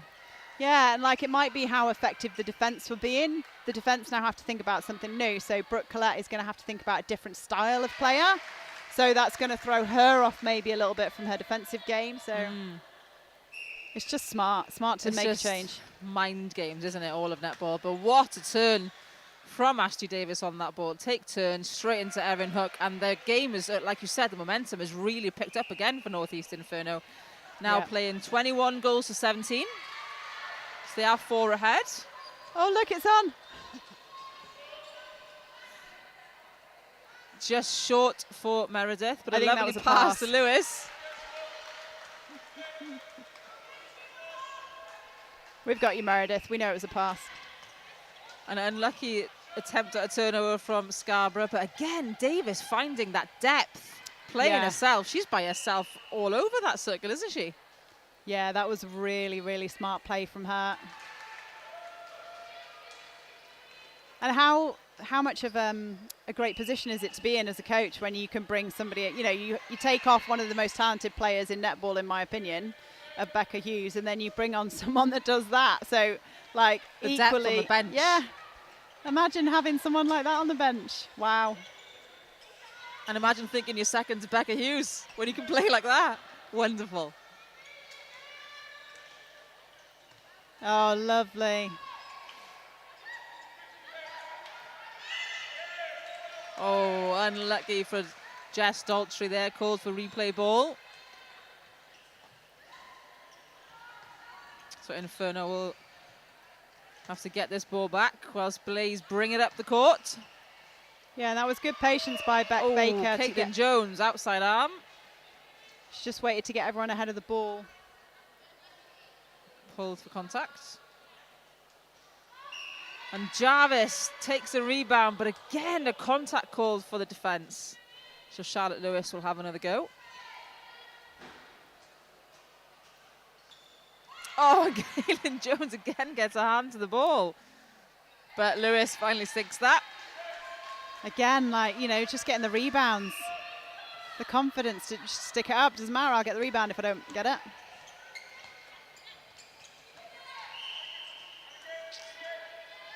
Frustration there for Brooke. You can see it on her face. Frustration when you feel like you've absolutely nailed your defensive tactic and then next thing, something new comes on. Yeah. And she does a split very differently, so she actually ends up making that distance smaller than you think it's going to be. And there goes the half-time buzzer for this match. So the scores currently: Northeast Inferno 23, Southeast Blaze 9. So 9 goals put on the board by Southeast Inferno, 10 put on the board for... Sorry, Northeast Inferno put on 10 goals, Southeast Blaze put on 9. So again, a really close quarter. Only 1 goal in it in that one. Yeah, and the same thing happened again, you know. I mean, slightly differently in the fact that Northeast Inferno went into it ahead, Southeast Blaze came back, Northeast Inferno went to get ahead again. This game still has so much more left in it because it is literally a game of cat and mouse at the minute. You almost feel like it's whoever's going to maintain their composure, maintain their confidence, that's going to win it, not necessarily, you know, which team is better right now because they're so evenly matched across the court. Absolutely, very evenly matched, and they're both teams are really pushing their defensive circles out. They're really pushing their, you know, like you said, their smarts through the centre court, and they're really working their play, not just to try and get the ball down court, but the patience of moving it as well, and the way they use their body to protect that ball. So for Southeast Blaze then, what, if any, changes you would bring on? What kind of words would you give them? Any advice for how to go against now, especially for someone like Brooke Collette, who is now playing against a newer goal attack, a different goal attack? How would you lift that head back up?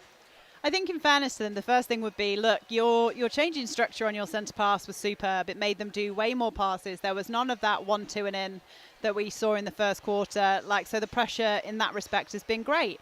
But ultimately, you're playing a team that you're going to have to keep putting that pressure on and almost tweak the pressure to find different ways. So, like I said at the end of the first quarter, you've got Erin Hook on that goal line who finds that goal line drive. She literally takes 1 step, 2 steps, and she's got ball in hand because she's so fast on it. So you're going to have to just change your angle on her a little bit. And instead of getting either behind her to push her up or in front of her to be ball side, get an angle, keep her to one side and stop her doing that goal line drive. If she doesn't have that, you've taken one of her tools away. And it's then hoping that you kind of force an error. It's not necessarily looking for winning clean ball at the back. It's for forcing errors as well. Absolutely. So forcing those errors as well will allow turnover, will allow maybe a little, you don't want to hope for a confidence drop, but you know, it forces that as well, doesn't it? But for Northeast then, the challenges that the defences are facing, because obviously, you know, Northeast defence are not winning every ball, as we've seen from the scoreline. So Chas Jarvis in the back and Caitlin Jones, any changes for them? Any words for them to try and get around Meredith and Lewis? To be honest with you, I think my biggest thing for them would be, look, they haven't, no disrespect to them, but they haven't scored every goal they've put up. So if we get 100% of the rebounds and we can take them through to goal, we're actually looking at a much healthier difference. So I'd be saying sit behind them almost. This would be me. So not necessarily what they should do, but sit behind them and keep them out to the edge. If they're going to make errors, let's put them under even more pressure. Let's get in their heads.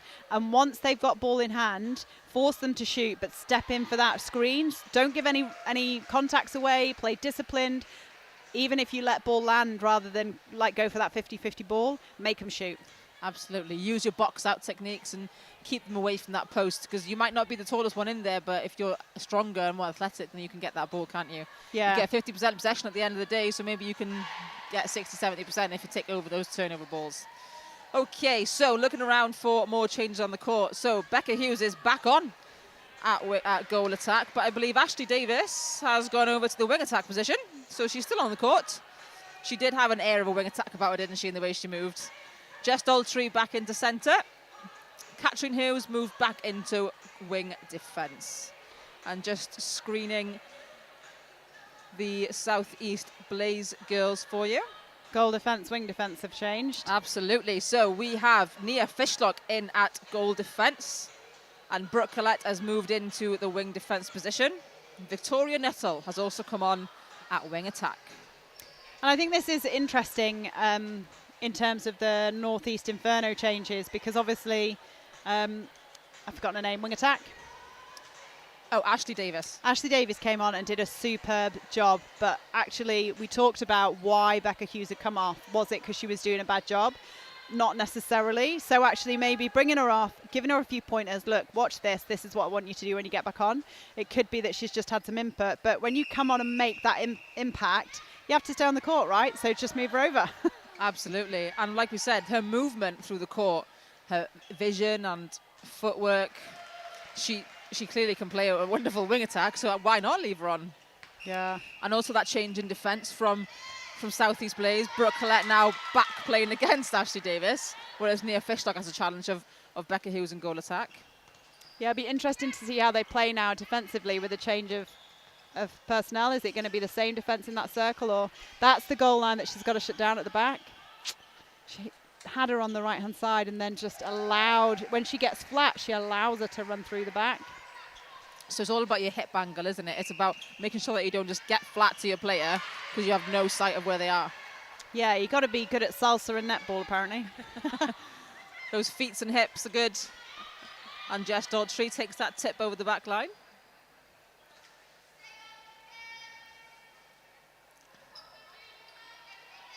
Charlotte Scarborough will go wide to Meredith. Oh, and Catherine Hughes really wanted that one.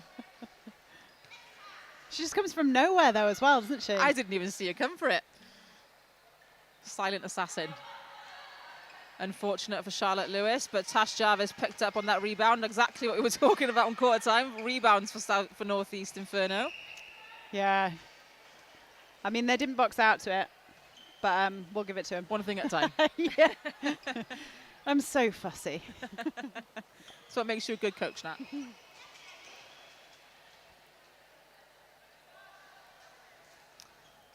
Another miss there from Erin Hook, which is not something we're used to seeing, but Southeast Blaze will take advantage of that. Victoria Nettle working her way through court, providing options.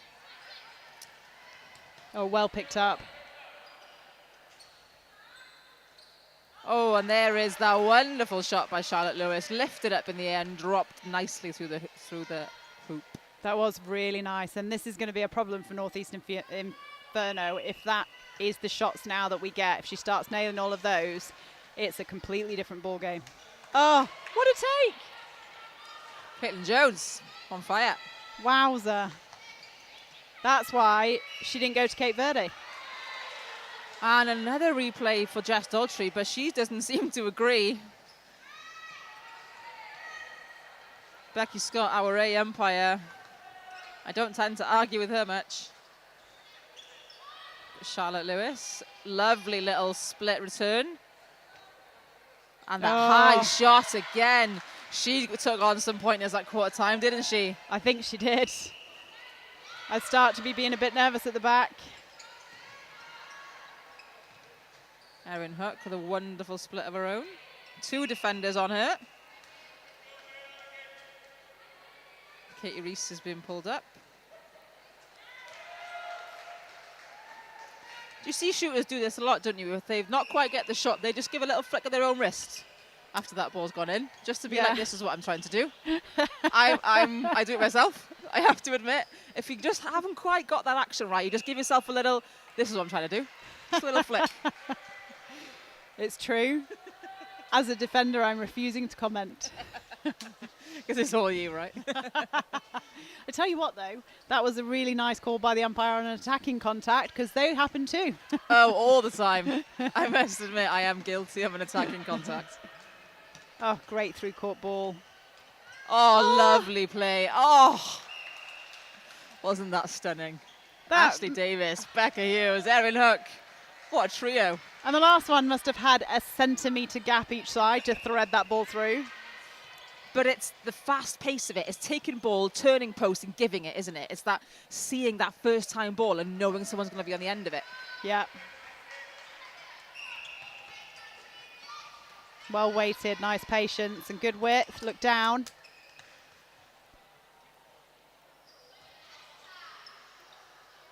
Not quite in for that one, but Meredith will scoop. Take the score to 28-22. And we talked about the rebounds for North East Inferno, but actually South East Blaze put themselves in good positions for the rebounds on attack. Absolutely, but some lovely little give and go there between Hook and Daltrey, because South East allowed North East Inferno just to fully open up that play. Oh, Catherine Hughes. Lovely, lovely timing, lovely change of angle.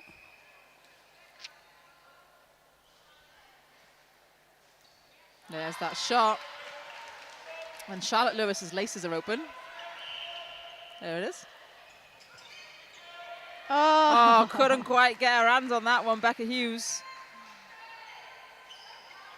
But they created a big enough gap now to allow themselves to like send those balls and see if they land. Charlotte Lewis kept both defenders on her back then. And she had acres of space into that post. I think they weren't expecting the ball to be quite so long through to Meredith, were they? But it's stunning. And she's trying to do it again, but Tash Jarvis read that one cleanly. And some great core work from Jess Daltrey. Look how fast this ball is coming up the court.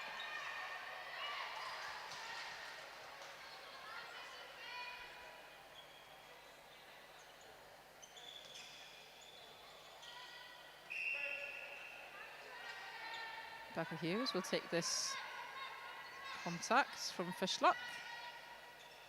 Oh, no. And follows her own ball, but contact call was called against Becca Hughes. Oh, Caitlin Jones! Oh, but Katie Reese will do the same thing. Whatever you can do, I can do better. Who wants to keep possession?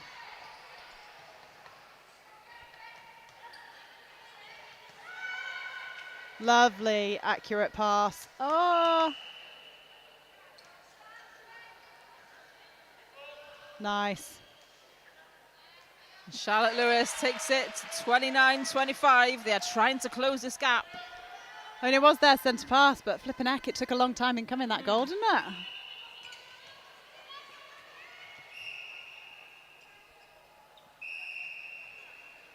And Erin Hook is now coming off the court, and Molly Underhill will be taking up a space as a shooter. A little bit extra height in there for North East Inferno. Yeah, brave decision in some ways, because I think Erin Hook has been playing really well, but I think we might just see why it doesn't make any difference in a minute, because that was a really nice hold, nice take. Lovely hold. She has been playing extremely well, Molly Underhill, over the last couple of dates we've had for this league. And she brings a different air of gameplay to North East Inferno. She changes the way the feeds go in, the players play around her. And now what would be nice to see is how Becca Hughes changes her way of playing around her, right in the circle.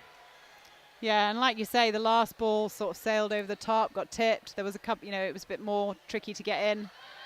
So, fortune favours the brave. Charlotte Lewis can't quite put that one in either, so Chas Jarvis will gladly take the ball. Oh, nearly got it. Oh, I Jess mean, Daltrey a little bit too ambitious on that one. She gave a look to her coach on the sideline. I think so. I'd be saying, she's just come onto court.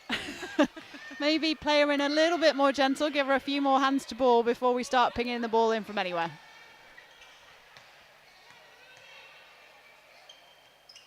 Oh, lovely movement of the ball here. Great defence as well. Lovely patience by Southeast Blaze and a reward by Charlotte Lewis. The score now 26-30. It's literally goal for goal, isn't it? It is goal for goal. Ooh. Molly Underhill making sure that ball was hers and putting the ball in the net. She had to work for it. It wasn't an easy one to pull in. She flew with the ball then, didn't she? It took a sail out of her. Oh, footwork. Replay ball, I think, was called. Oh, was it? Sorry. From the umpire. Such a grey area of rules, I think. Now, hopefully with the new rules it's a bit tightened up, Oh, isn't it? absolutely. Oh, Becca Hughes. Stop it. Stop it. And there it is again. What? And another change on the court for Northeast Inferno. Ashley Davis is coming off the court in that wing attack position. And coming on instead. Great vision. A complete draw from the wing attack. Chloe Morris now in that wing attack position.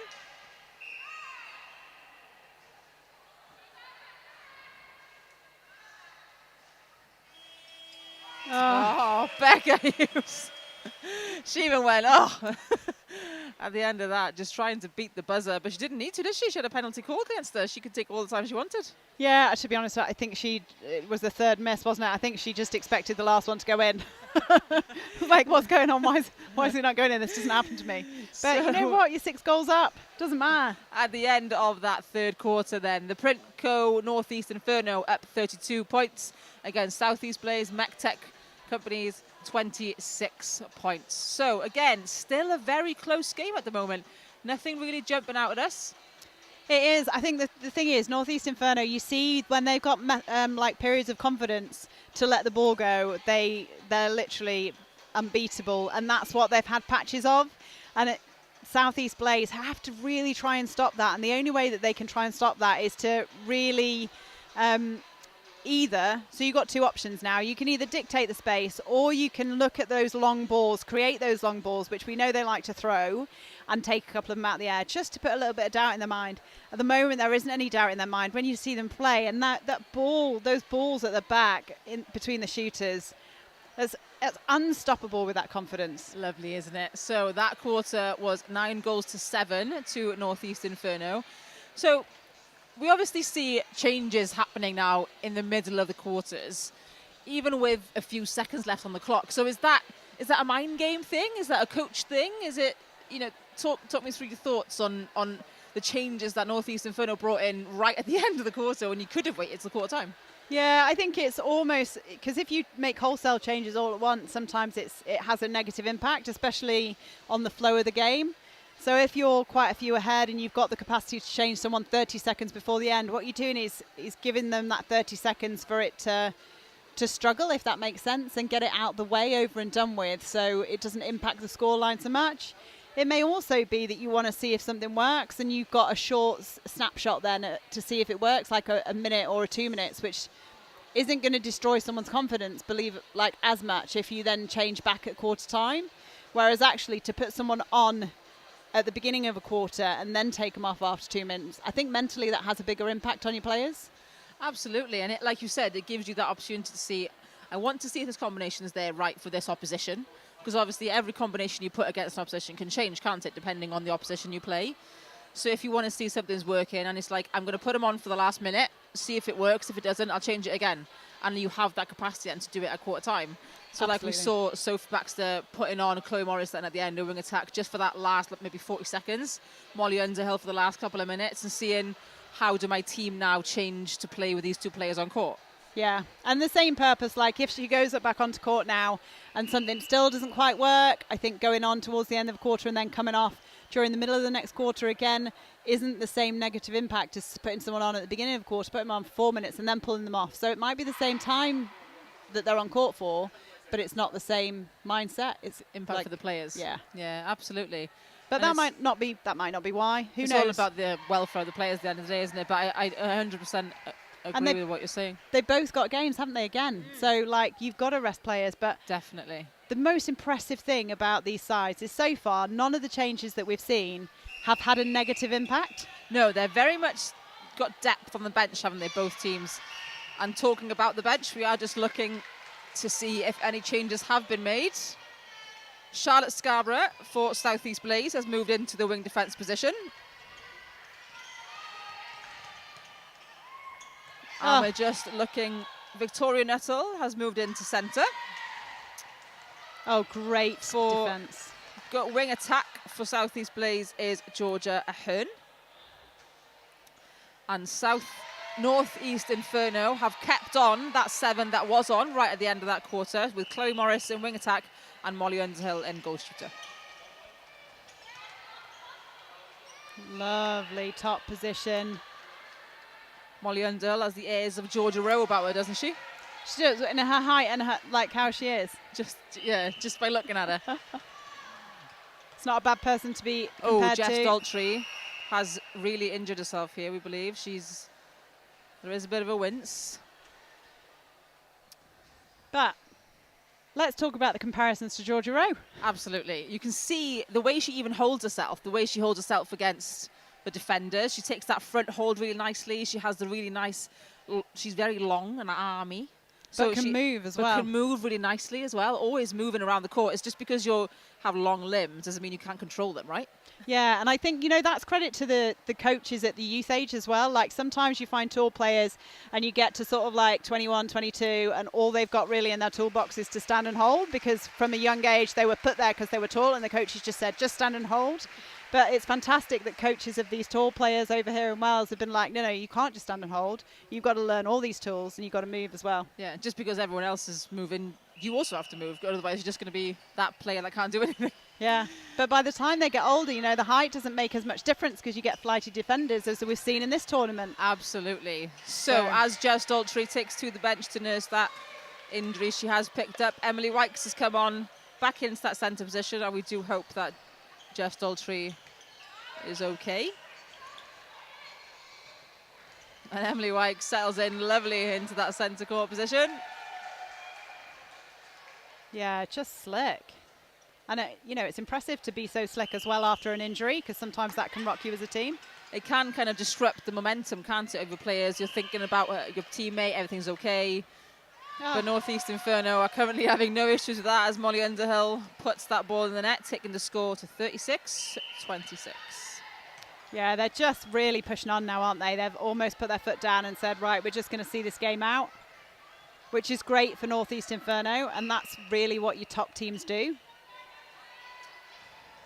And Charlotte Lewis was trying her very best to get around Tash Jarvis, but it was not required as Abigail and Meredith just did it herself. Oh, twin to twin, telepathy. And that hold to the goal line from Underhill. Time called for Katie Rees, the goalkeeper. Nia Fishlock is going to go back into that goalkeeper position, and Brooke Collette will move into goal defence.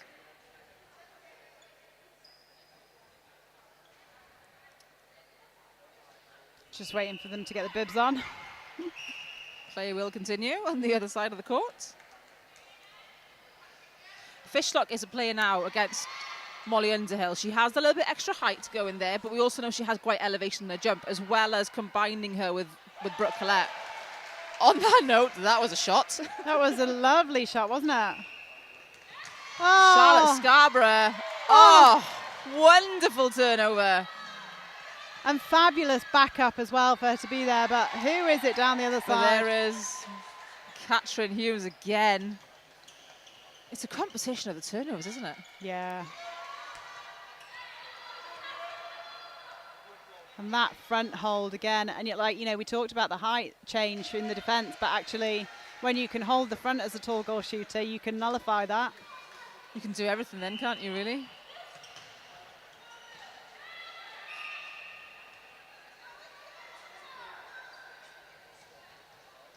Lovely wide, great shutdown by Jones. Lovely shutdown by Jones. Thought she was unfortunate there. And obstruction by Hughes. Third time ball in. Yeah, it was sloppy arms up too soon before getting a distance there. Just a little bit of sloppy play here from Northeast Inferno. They just need to tighten up a little bit. Lovely. Oh, great change direction from Chloe Morris, wasn't it?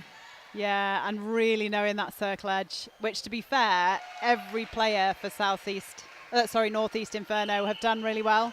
They all just seem to land right on the circle edge.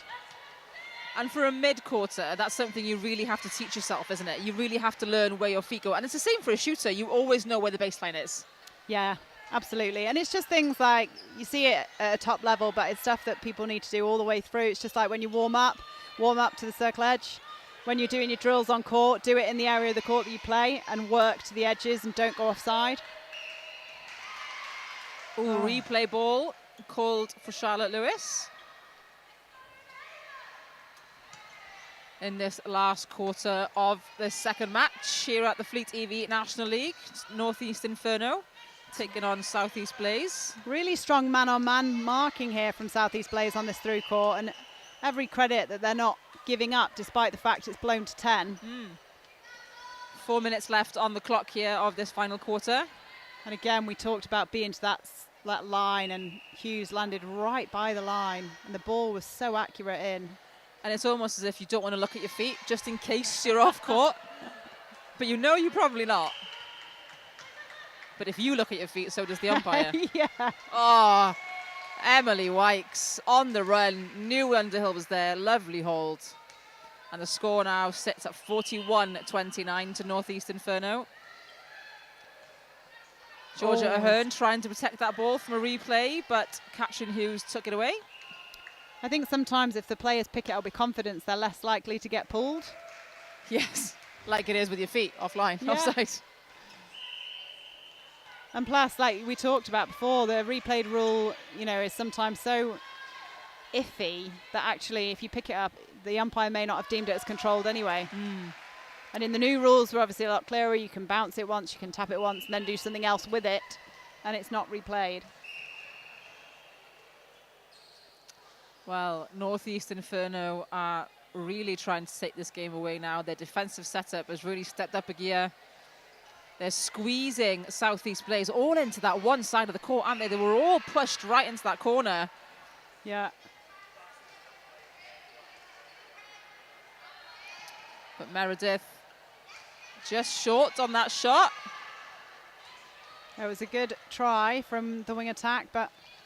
Ooh. 3, 4, 5 passes and an unforced overpass. But Southeast will get it back. Yeah, you know what? There was a couple that had just gone a bit astray, and actually what you need in that situation is then someone to play some short, calm balls, bring it back down again. Just settle the play. Yeah, we talked about earning the right sometimes to give the middle, earning the right sometimes to give the wide, earning the right to give the long. You almost have to earn your speed. Once you start to lose that ability to play at that speed, that's when you've got to bring it down and earn the right to go faster. Absolutely. Once it's not in control. Oh, she did land out to court and she looked at her feet. But so did Becky Scott, our A umpire, and Charlotte Lewis was just out of court. She wasn't listening. She wasn't listening. Although I've got a bad feeling that Becky Scott would have picked it up anyway. I think they should all play with an earpiece so they can listen to us talk about them. So here go Northeast again with 1.5 minutes left on the clock. 90 seconds to make any difference. What on But earth? what a ball. And a high five from Caitlin Jones for that ball, but they do have to go again. That was that sister-to-sister combination you Twin were talking about. telepathy. It's twin telepathy. I wonder whether Becca Hughes was going no and Katrin Hughes was going, oh yes. It's coming in. Oh, Oh, and there is great Caitlin defence. Jones again with that lovely tip. And again. But she was unfortunately pulled for contact on that. She's just so dogged in tracking. She's on it, She's back on everywhere, it. isn't she? And she has such a great elevation in her jump as well. Like, you think she's not going to get there, but she will. 35 seconds then on the clock. What can happen? What can Southeast Blaze do with this time? Well, a good turnover to start off with is a great way to start. Becca Hughes ran into a mirror. Just eats into the time. Oh, Charlotte Lewis takes the tumble. Again, this just eats into the time. 15 seconds, still plenty of time to score, but Again, Northeast doing everything they can to slow down the play. Meredith just short, and now they will quicken up this play to try and get another goal on the board. And it's just run out of time for that for Northeast Inferno. So final scores on the doors here at that second game of the day. Northeast Inferno 43, Southeast Blaze 30. What a second match. oh, it really was. You know what? Like we say, it was contested all the way through. Blew out a bit in the final quarter, but some fantastic play from both sides. And goodness me, it's just getting closer and closer, isn't it? It was wonderful, wasn't it? And Northeast, you know, they kind of went up and down a little bit there, but we did see Southeast really bring that back and show what they're made of. Yeah, and they, you know what, they came out firing. They started off so well in that game, and they kept coming back. They kept coming back. They never let their heads drop, and you kind of feel sorry for them that the last quarter blew out to the difference that it does, because obviously that's the score that sits with it. But the score certainly, I know it's a bit cheesy, but it definitely didn't reflect the game that we've just watched. Absolutely. So that's game 2 of today done. Next up, we will have for you Power Sparks versus City Flames.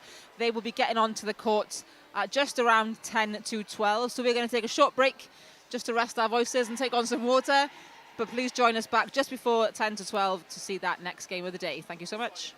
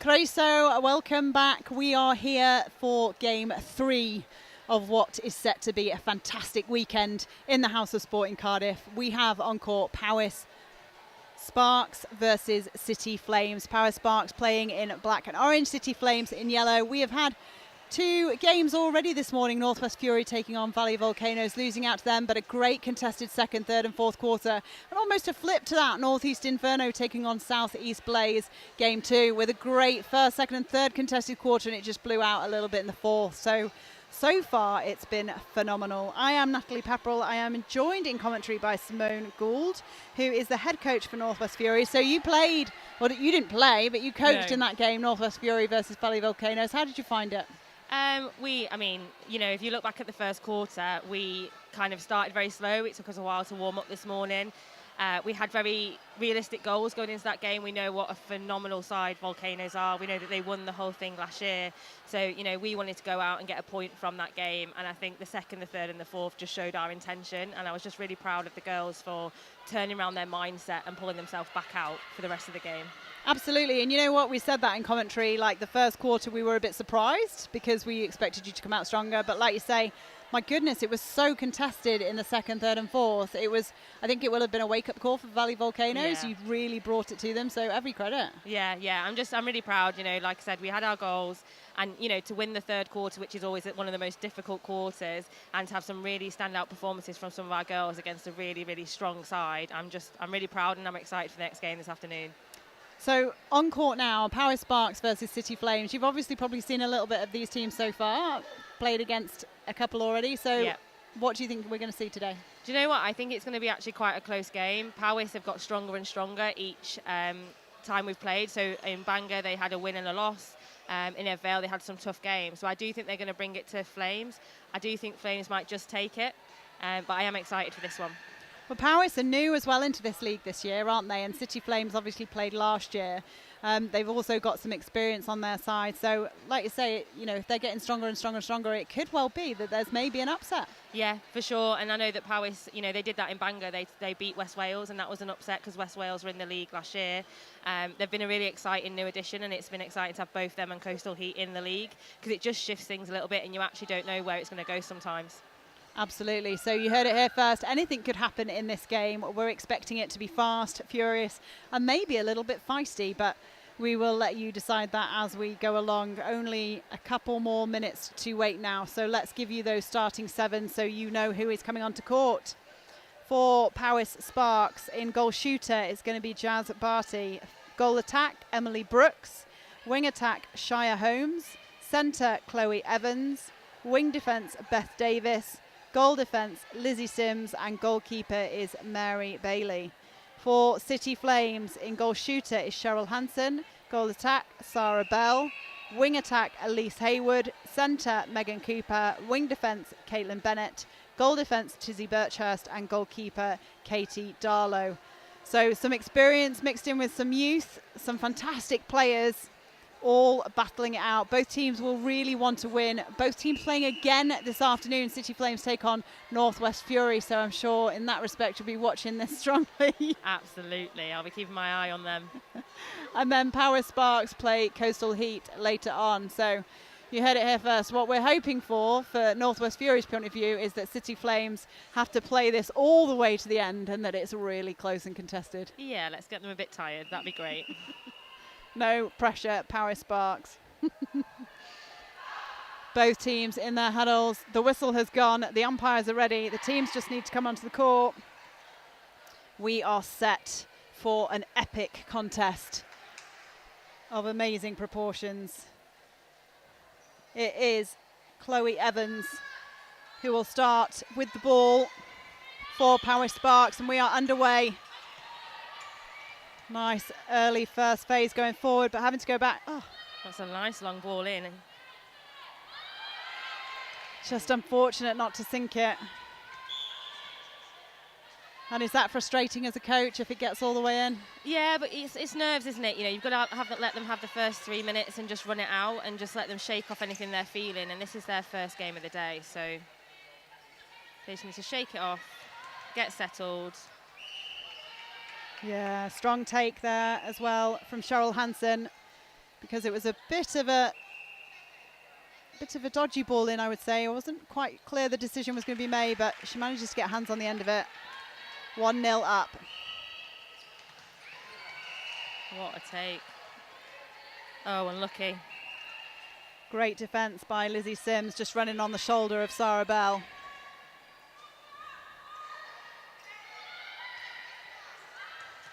Oh, good decision making. That was lovely. She thought about that, didn't she? And the core strength as well to hold that once you've gone to let it go and you're on one foot.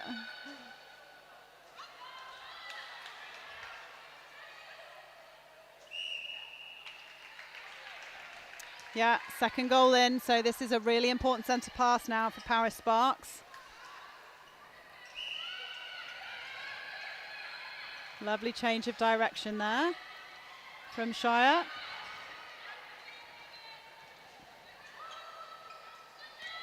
Oh, just overcooked that a little bit, unfortunately.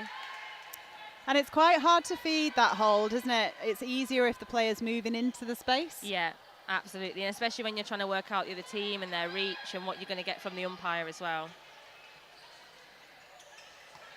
Using the far edge of the court, but finding the middle here, City Flames. Oh, just couldn't quite connect between Sarah Bell and Cheryl Hansen. An opportunity now for Power Sparks to come back. I feel that this beginning part of the game is key as to how the rest of the game is going to play out, but oh. Just a bit static, aren't they? They're just trying to work each other out, not quite driving forwards onto the ball. Oh, lovely. Now can they keep it and get it to a turnover into goal? Lovely screen. I'm not sure whether it was an intentional screen, but it was a beautiful one. Ah, there we go. Now they're on the boards. Emily Brooks scoring. And that's got to help their confidence a bit, isn't it, to get that first one on? Absolutely. It'll help them settle now. Just choosing to reset Hayward and Bell. Oh, what? And they've got the ball as well. Beth Davis, arms over that pass. She is really tall, actually, for a wing defence, isn't she, Beth Davis? Yeah, it's lovely for a coach. Oh, lovely ball in. A lot easier that time, moving shooter. Good back up on the circle edge there from Evans. Oh, we've got a game. We have. It's going to be exciting, I think. This one might go to all the way to the end.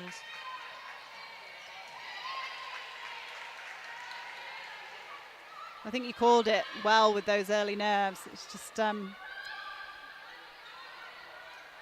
oh, goodness me. Oh. They both just want to win, don't they? They're both shaking off those nerves, throwing a few balls away. Just need to tidy up a little bit, calm down, get ball to hand. Yeah, and decision, like you say, decision making is just off a little bit, isn't it? It's not necessarily the execution, more the decision making to send these balls at the minute. Like, look for something a little bit easier, play yourself in. Yeah, just get a few goals on the board, shake off your nerves. In the meantime, the footwork and work rate of Sarah Bell on that goal line. Very experienced player, ex-international, ex-Dragons.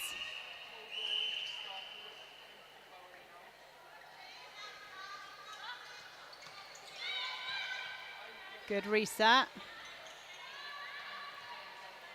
Flames are doing really well at the moment of playing that ball around until it's there in attack. They're doing a great job. Yeah, it's good patience, isn't it, to just reset, let it open up. And for Paris Sparks, they're sitting on that circle edge, but if they're going to sit on the circle edge, they possibly need to sit a bit higher and stop that middle exit from the shooter. Yeah, just close it down, make it hard for them, make them have to work a bit harder to get where they want to go to.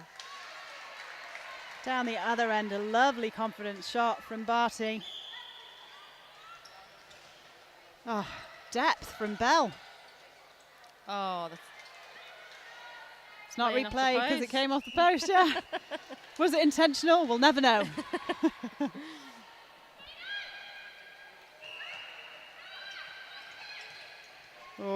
good decision not to let that go because it was being tracked. It could have gone in the pocket. Oh, lovely 3 seconds. Great defence there from Flames. Just need a bit more of a dynamic move from Powys at this point.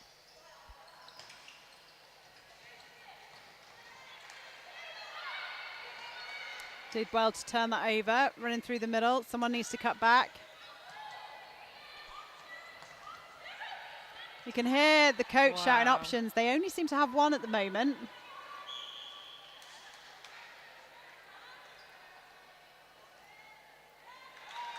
But it doesn't matter. Back to a City Flames centre pass. Hayward using the backup. You could see the idea there, that lovely drive in from the outside. Just wasn't quite right in the ball placement. A strong defensive pressure early on, keeping the players high, trying to create that gap in the middle.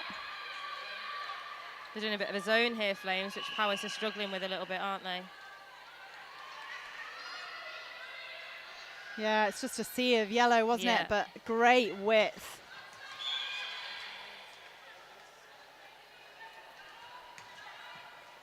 Lovely, lovely ball. Nice timing onto the move. Lovely baseline from the goal attack there, which just opened up the goal shooter. And that turnover brings it back to 5-5. This is exactly what you called. It's exciting. It's how the league should be. It should be tight. You shouldn't know which way it's going to go. It's lovely to watch. Just need to get two hands to that ball. Tizzy Birchhurst, she got up there. If she'd have got two hands, she could well have won that.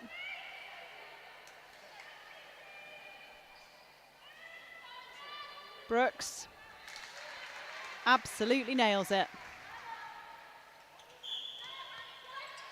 Lovely change of direction there to take that centre pass.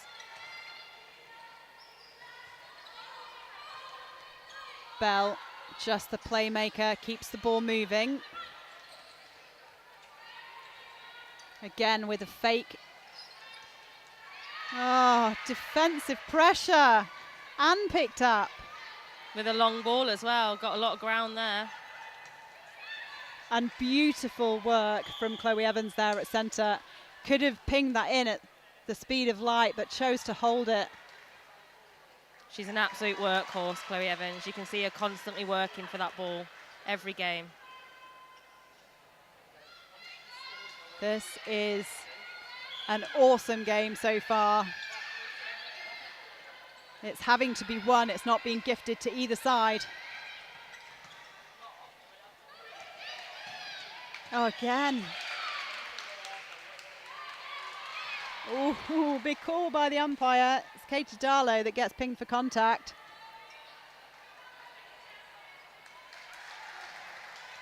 And they've gone 3 up. With 50 seconds to go, it's exciting. It's gone from one end to the other. This just needs to be a settler for City Flames. Their centre pass, if they can get it in and make Sparks take theirs.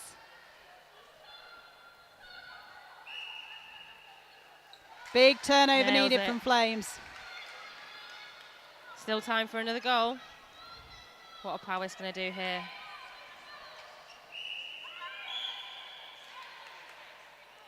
Ooh. Discipline needed. 20 seconds. It's a long time. There was a nice little check of the clock there from wing defence from Powys. She had a little look just to see. And now this is a tricky position to be in for City Flames because they're going to have to take it, but they've got to get it in. Good wide from Elise Hayward. Smart. She's got to send it. I'm not sure they know the time. No, I don't think they're very aware. The bench were, you could hear them screaming for it to be in, and it's 9-6 to Paris Sparks. Butte Energy Paris Sparks beating City Flames 9-6. Did you expect that? We knew it was going to be close. We didn't know which way it was going to go. I think this is one that's just going to be fought until the end. It's going to keep going either way, I think. And it's really, like we said, it's had to be won, hasn't it? This hasn't been gifted to either side. Yeah, they're both fighting for it. They're both, like we said, they're settling their nerves. They're trying to shake it off and then work each other out very quickly, and the umpires as well. So you're playing City Flames next. What do you expect to see them change now to try and pull this back?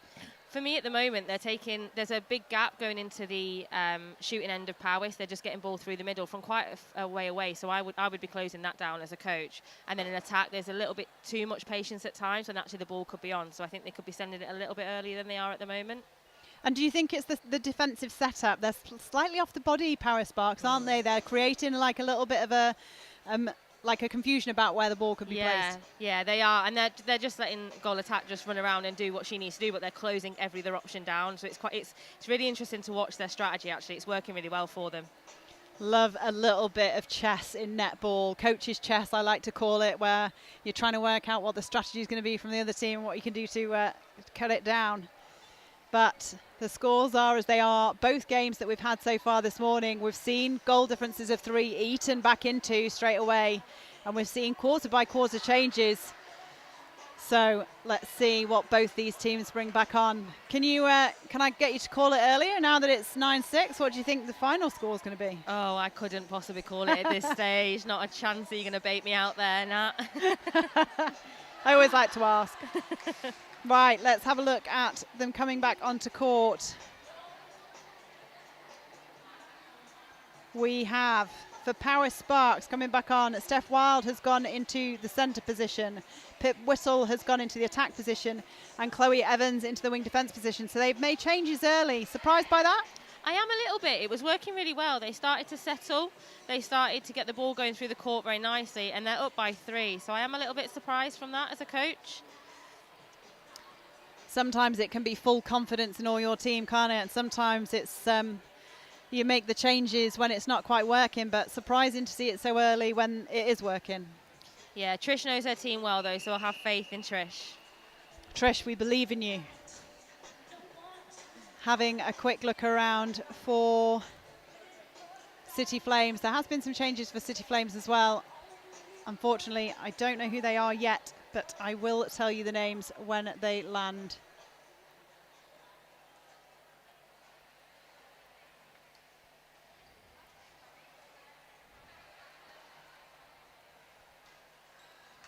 And we are off.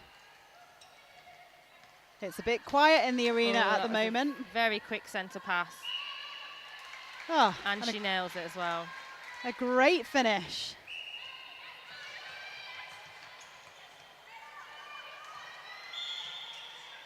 We've got lots of big arms over now from Powys, slowing that Flames attacking line down.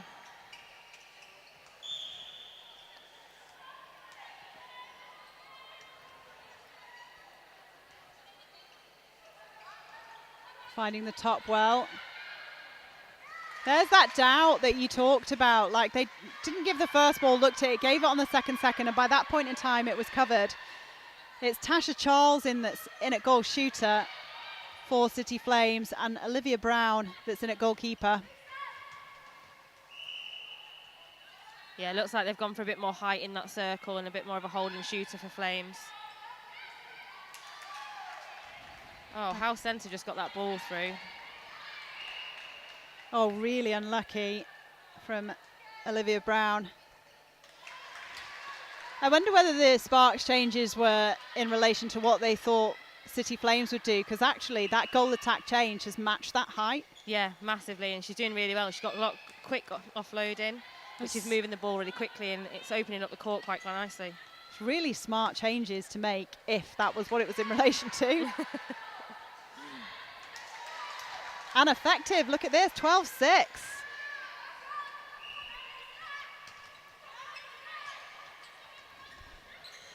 Long ball through. There's a lot of orange in front of the ball now. It's gone the other way. I'm loving seeing these attacking players just stepping forward. Look, umpire, it's closer than you think. Can you see? She's too close. Oh, disconnect. The miscommunication there, wasn't it? Yeah, Wild and Holmes couldn't quite connect that time. They've created a big enough gap, however, for it not to be too much of an issue if it's just a one-off. Oh, vision from Sarah Bell. That's what they wanted, that holding shooter. Now she's there as an option. Oh, no goal. Oh, her foot was out of court.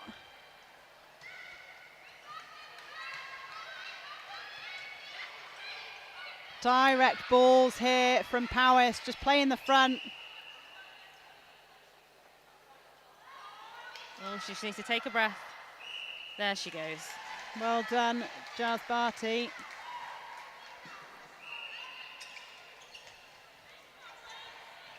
And again, just not confident on sending that front. Hayward was there. They're having to really think, Flames. Like, they can't just turn and release, whereas we've seen that before from the wing attack. She would just turn and release before, but whatever Powys is doing is working defensively. Simone's writing loads of notes here. I'm not sure. No, joking. Oh, yeah. Oh, lovely pressure on that then. Yeah, and long diagonal across loads of players was probably never really on. They need to be a little bit careful that this lead doesn't get eaten into. Yeah, they just need to stick to what they were doing. It was working really, really well. And they've changed a little bit. Maybe got a little bit too confident.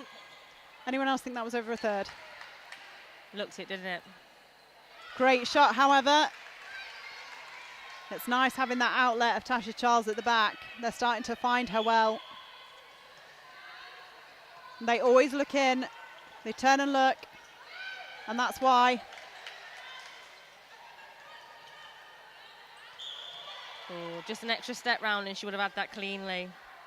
It was well read, wasn't it?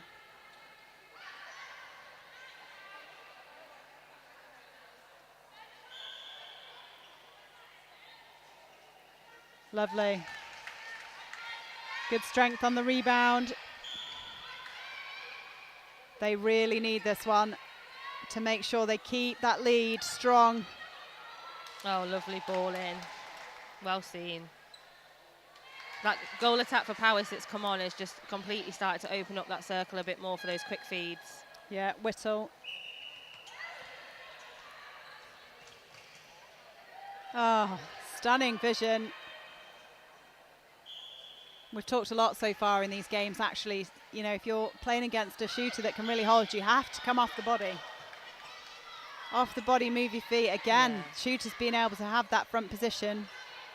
Yeah, you've got to do something different. You know, posting up and being on the body, that's what they want. They want that hold. You know, you're playing into their territory, aren't you? So you've got to do something different and mix it up.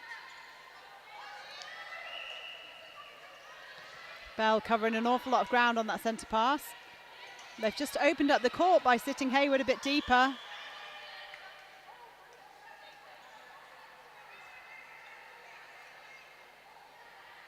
Bell. Oh, and great pickup on the circle edge from Evans. Hopefully they can just stick to what they were doing and get this all the way to the goal. Lovely What a roll. Lovely roll. Oh, that was lovely. Can we have that on slow-mo, please? To see it as well, the centre, to wait and then give it. Lovely netball. And this is what happens when building, isn't it? When your teams start to get to know each other, even though they're a new team, that's when you said about them getting stronger throughout the tournament. Yeah. They're the kind of connections that build. And especially for an area like Powys, I think that it's quite a big area of Wales, so they pull girls from all over and bring them together. So you can really see the connections that they've been building over the last few sessions. A turnover on their centre pass then. Powys go again. Had a little bit of a wobble with City Flames coming back, but you get the feeling that they're just going to find their rhythm again. Oh, little drop there. Beautiful decision making. This is superb passing between the teams. Even the ones that are slightly off, they make look good.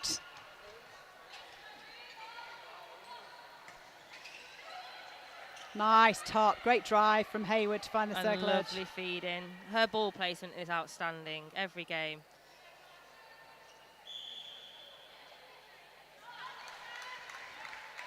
They keep the scoreboard turning. 5 the gap.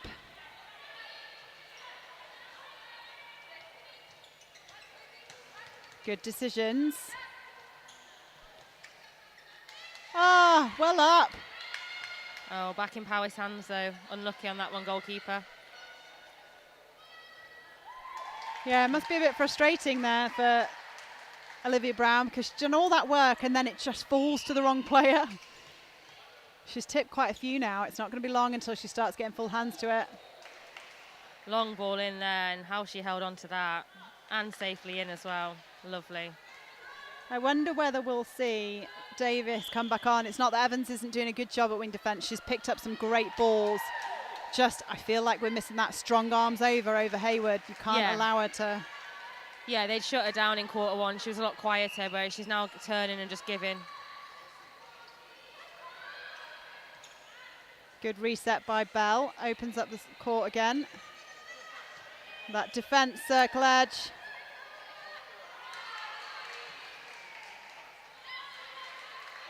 It comes back to Sparks anyway. It's just really hard to find a gap through their defensive unit. Oh, great arms. Not the distance, was offside. Oh, lovely Well weight. Yeah. Offloads it just to make sure. And it is those connections, isn't it? The patience on that feed.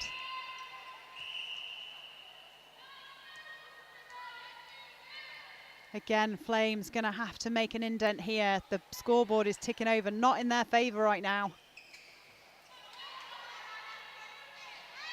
And that lady is one of the reasons why. Jazz Barty.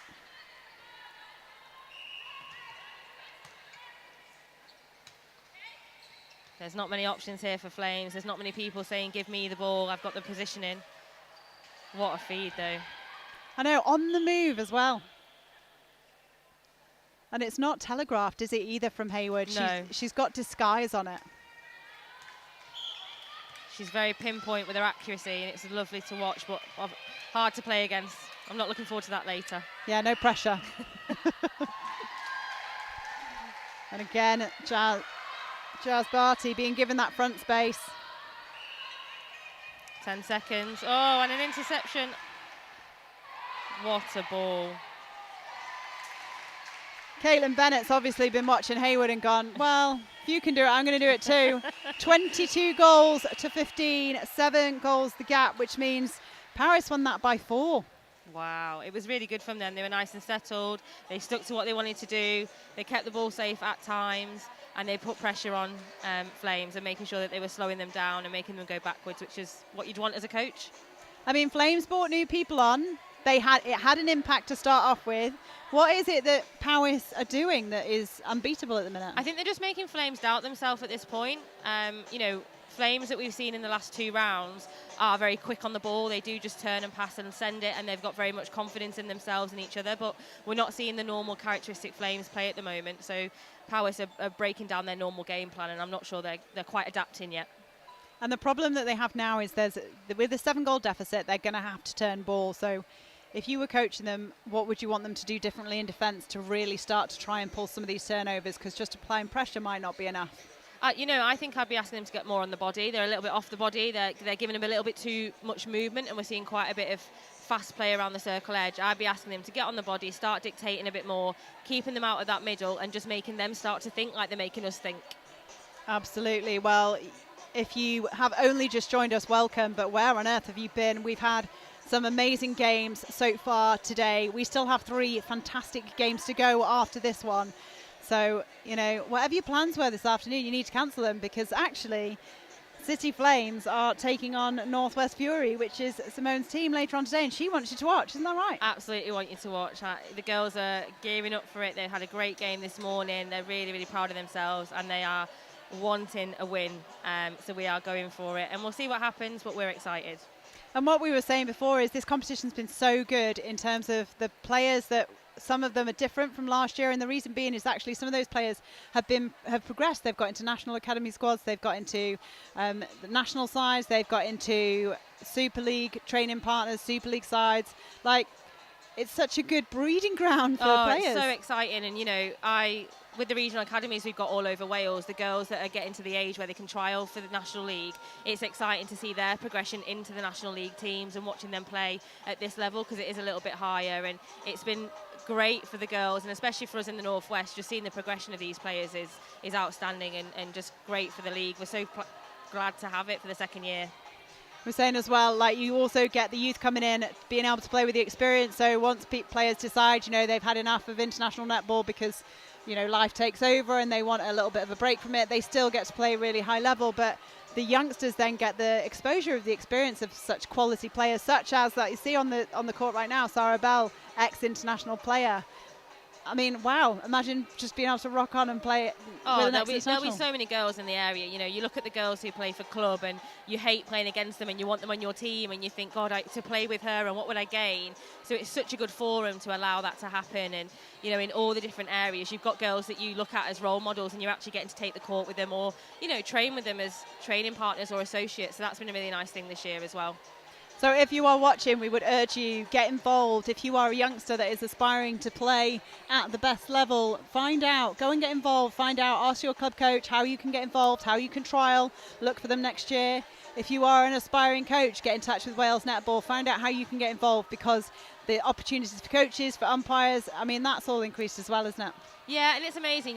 Last year I was assistant coaching for Fury. It was the first time at National League, and I learnt so much from Paula, who was our head coach. And this year I thought, I want to take it on as head coach and see if I can do it. And it's been such great development for me as a coach. And I know that our assistant coach and we've got performance analysts. We're really quite lucky in North West Fury, but just our development and not just about the players. It's a really good opportunity to get involved in.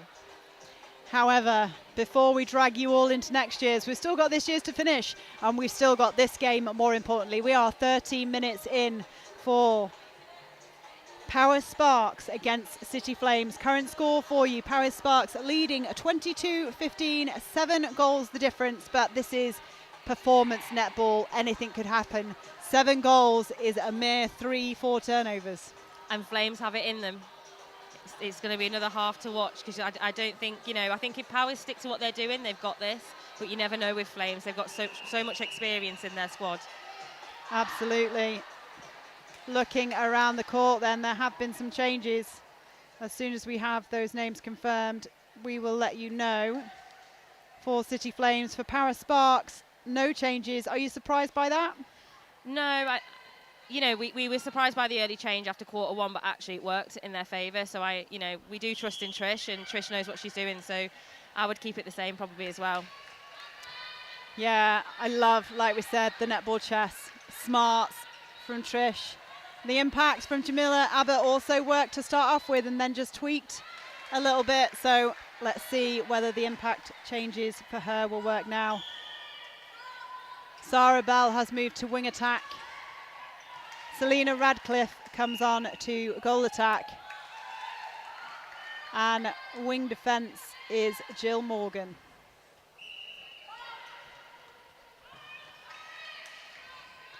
So we were talking about Elise Hayward as well and her feeding. She's gone to the bench. I'm not too surprised, if I'm honest. She normally would turn, pass, and she's quick on the ball. She's not quite been playing herself today. We've seen a snippet of it, but not fully, so I'm not totally surprised by that change. Power Sparks continue, as they finish the last game, firing on all cylinders.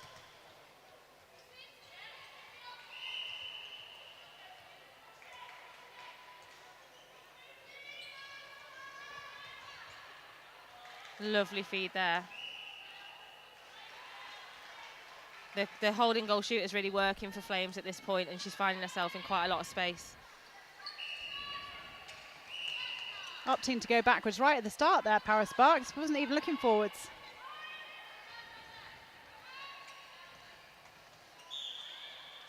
Good defensive structure here from City Flames. But when they put that on, they're just going to have to make sure they stay really disciplined. I think she probably had time to settle herself there. She'd taken a breath. Oh, great interception from wing attack. And to hold it, the core strength. She was on 1 foot as well. And manages to pass off a good pass. I was waiting for the turn and just throw because you got an interception, but the way she controlled that was outstanding. Somebody has done their S&C program. Lovely ball to Barty. They need to capitalise off this now, City Flames. Yeah, they don't want... Powys don't want Flames creeping back in, and Flames want to make sure they make every ball count. It's still a winnable game. Oh, no. just too much on it from Brown to Birchurst.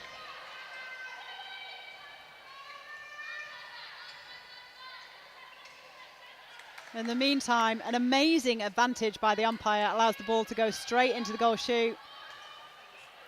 Shooters just need to settle themselves now. There's a few there they've just missed. They just need to take a breath. Third quarter.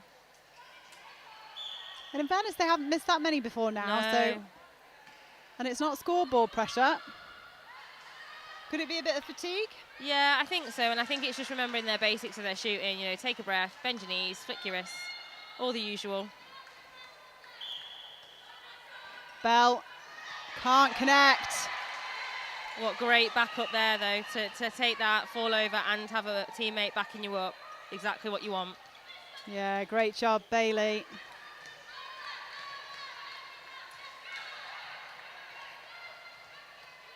Just opening up the court with that swing ball. Lovely. Lovely timing there.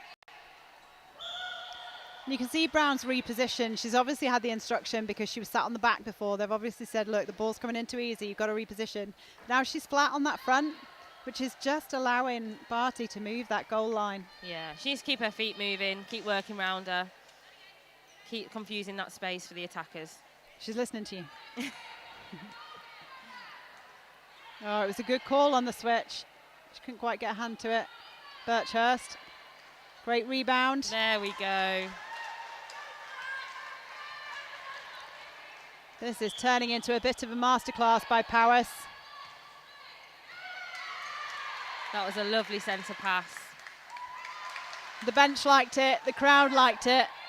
I'm not sure City Flames were too impressed though. Lovely backup. All on the same side of the court at the minute.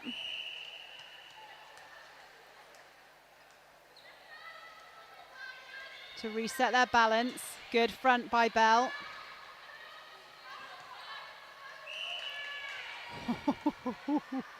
Unlucky for Bailey.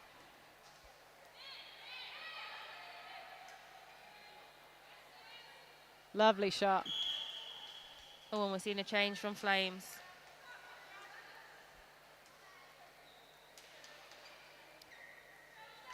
I think it's a good shout from head coach Jamila Abbott. She needed to make some sort of change. She can't let the score blow out anymore. No, and they need to give something different. So again, that attack's having to think before just giving the ball to the shooter. She's doing a wonderful job in that circle. Good hedging as well from the goalkeeper that's come on, Steph Cramp. Had an impact immediately.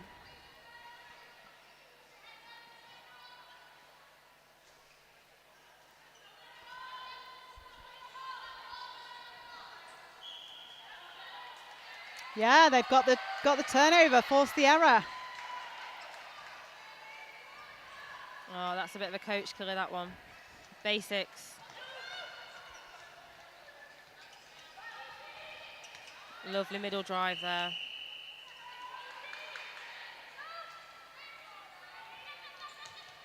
Oh, What look at that for a lovely feed. long ball. The through court was better though, wasn't it, as well? It was more controlled. You kind of felt confident that Yeah. they were going to get it through. Yeah, there was no panic. There was no panic passing and looking for options. It was clear and it was there. And I think sometimes that makes a huge difference in creating that confidence, but at the same point in time, a turnover again.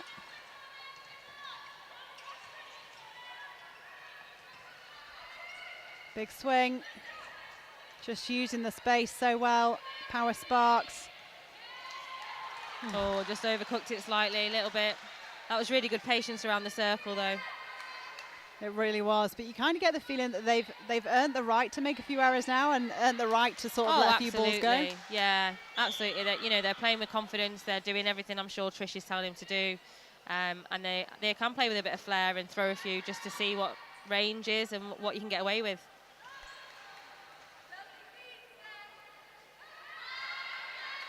Oh, unlucky from Steph Cramp. Two hands, goalkeeper, two hands. Always, always two hands. And it's another turnover.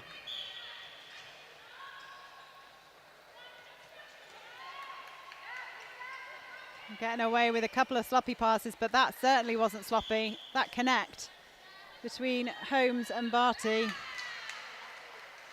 I feel like Flames have just dropped off here a little bit in their belief in this game. You know, they were in touching distance and they're just letting it run a little bit. Obviously, Powers are doing a great job, but Flames just need to dig a little bit deeper.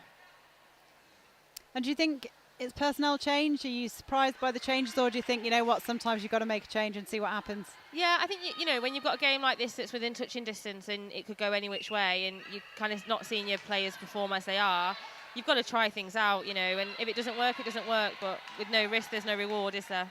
Very, very true. Jill Morgan getting her hands to stuff, and turnover from Megan Cooper, but gifted back. A bit netball ping pong.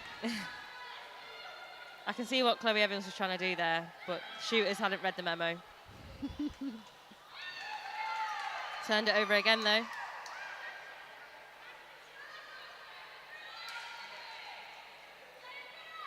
Lovely, lovely shot.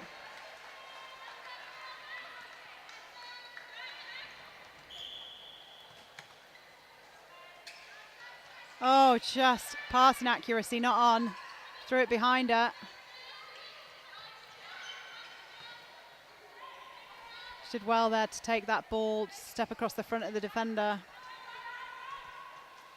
You know, we were laughing beforehand, weren't we? We had Kath Lewis up here and we were talking about the strategies of netball, and that sometimes it comes down to passing and catching. And I tell you what, some of these intercepts have just come down to passing and catching. Yeah, it's literally the basics. You know, just pass the ball and make sure you give it to someone on your team and put it in the right place. And that's what we're not seeing at times here.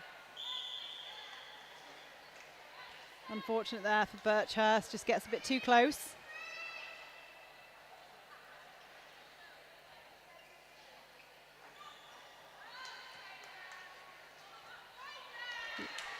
Lovely shot. Applauded from her teammate, Sims at the back.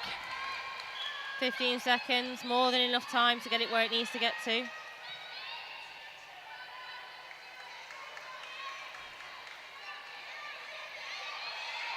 I don't think they know the time. No, some of them do, it seems.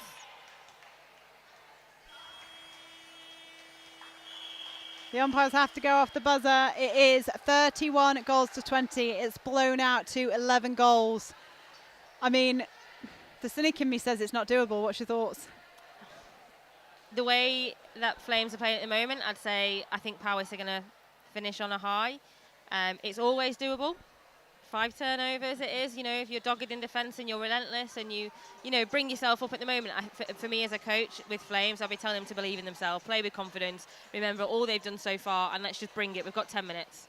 And how important is it to finish strong? Because, do you find that whatever you finish with, you take into the next game, or do you find it quite easy for your players to sort of bin off the game if it's gone badly and move on to the next one? Yeah, in this process, because you've got 2 games in a day, as a coach, I've found that you want to finish a quarter strong, because they do take it, and, you know, it's knowing your players, isn't it? I know I've got players who are overthinkers and they think about the game and they process, you know, certain ways. So we always want to set ourselves targets where we finish feeling like we've won, even though we might not have on the score.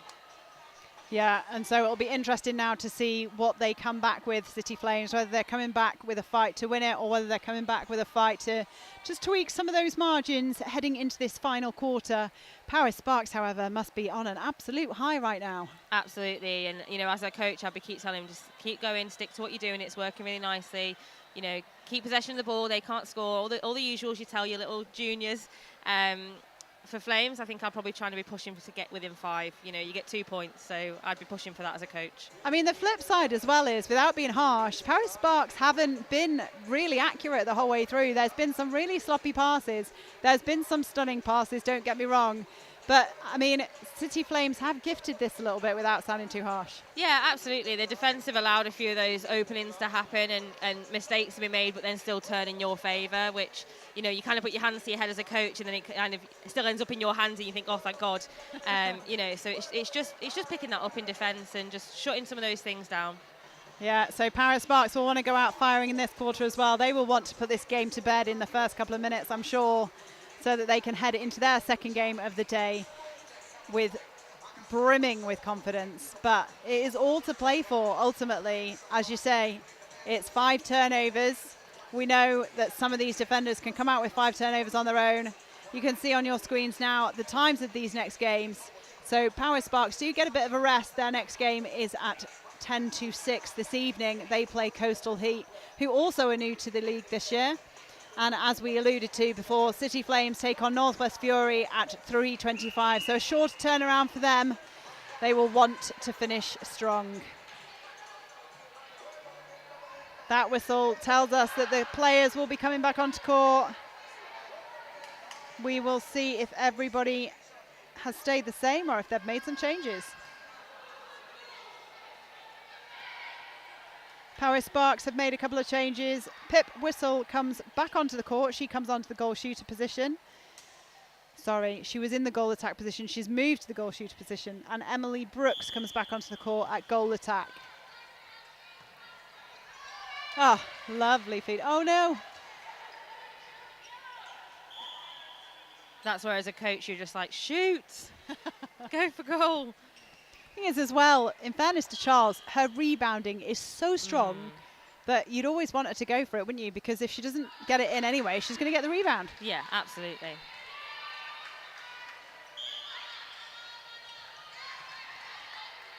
There have been no changes for City Flames. Having a look around the court. Oh, that ball was outstanding. How she saw that, delivered it, and it got to where it needed to go to. Big smiles from Whittle.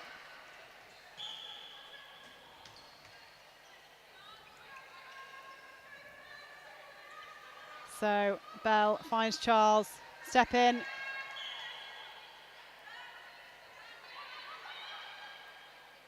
Oh, good connection. Absolutely nails the shot. And that's why she should shoot. All the time, every time. Good to see Brooks back on the court. She did a great job in the first quarter. Lovely front position there from goal shooter. Easy ball in. Great rebound, however, the other side from Steph Cramp. So now time to use this, City Flames. Keep possession. Bit of hot potato there. Just need to take a breath. Move on to the ball. And that's really good defence by Powys. You know, that ball looked on, and a lot of players would send that ball, but the work the goalkeeper did there to confuse that space was awesome. I also think if it was accurate, it might have landed. Well, there is that as well. But you're right, it's like they're just playing really well. Unlucky there, the centre. They're the things that haven't been landing, aren't they, for City Flames? You know, that's the things that for Power Sparks, I know you make your own luck, but you almost feel sometimes the balls just fall into someone from Power Sparks, and City Flames get the hands to a ball but then can't quite pull it in. They're getting the opportunity. It's just sometimes massively unlucky. It's just that finish, isn't it? You know, they are getting quite a bit of ball, but they just can't fully keep it for whatever reason. Absolutely. Someone who can make an impact, though, is Whittle. Now in that goal shooter position, absolutely smashing it out of the park. Bell pulled for offside. Whittle. Look at those feet. She's got such quick feet, hasn't she? Wowza. I need like a slow-mo just to watch them back. And gets her own rebound and puts that up. She is having a party in there.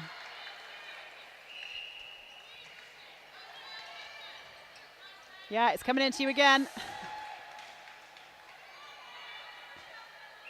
Time is being held because the ball went outside of the sports hall all the way onto the road.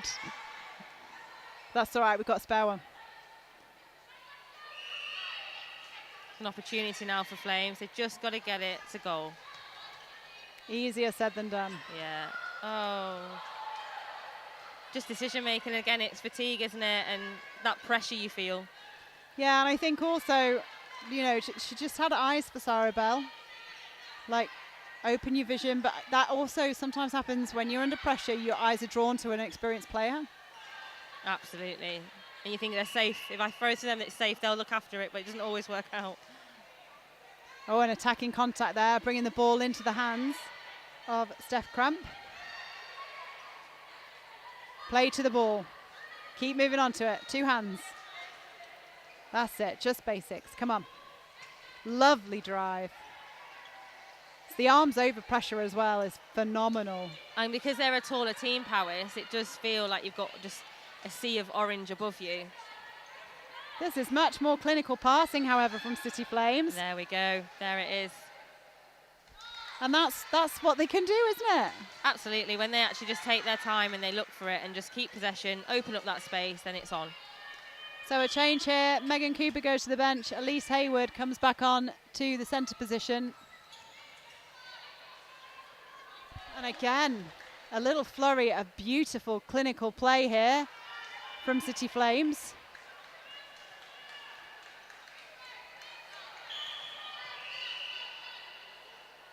Oh, I need to stay disciplined.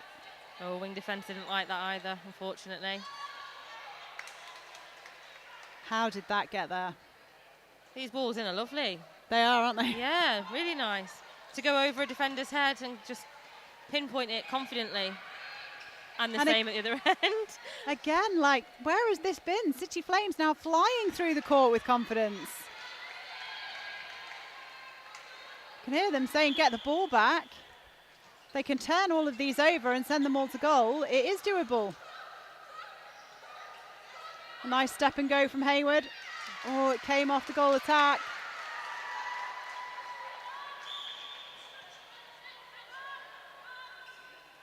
Discipline needed. Powys will be quite happy to run this clock down. They have no need to rush whatsoever. I feel like Flames have woken up a little bit. They look like they want it a bit more this quarter. I fear that's unfortunate for you for later. Potentially, yeah.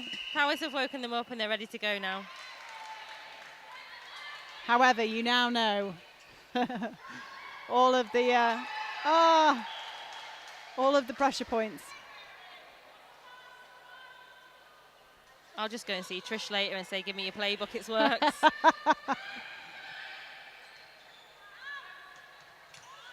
Oh, well read by Sarah Bell. Just that ball side position, isn't it? Asking for it behind. Good use of the ball to fake. She steps in.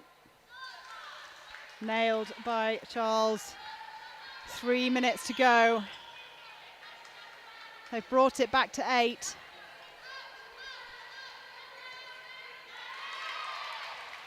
Still a Powys ball. Brooks to take it. Nice, 1-2. And that's really good from Brooks because it's hard to be a shooter and have come off and then come back on and not be putting too many shots up because they've all been falling to Whittle, rightly so. But still nailing it when you get that opportunity. That's fantastic. It's strong mentality, isn't it? Being able to just settle yourself, 1-2, and then just go to post. Absolutely. In the meantime, a couple of changes for Powys Bar. It's getting Leah Jackson onto the court at wing attack. And Beth Davis comes on into that goalkeeper position. Oh! We'll say that she meant that. That was all planned. Well passed off the post. Well passed off the post. You know that warm-up game hit the post? Yeah. That's where it comes in handy. Great take. Circle edge. And in the middle. We'll pretend for Whittle that was a pass that didn't pay off. Strong drive from Bell. A flurry at the end. Can they get another one in? They're definitely trying to get within that 5 at this point, and that's what I'd be doing. I'd be shouting as a coach. Just keep trying to reduce that scoreline. Get closer, get closer. If they score this and then one turnover, score that and then score their own. Well weighted. Get the ball back, get it in. Times are ticking.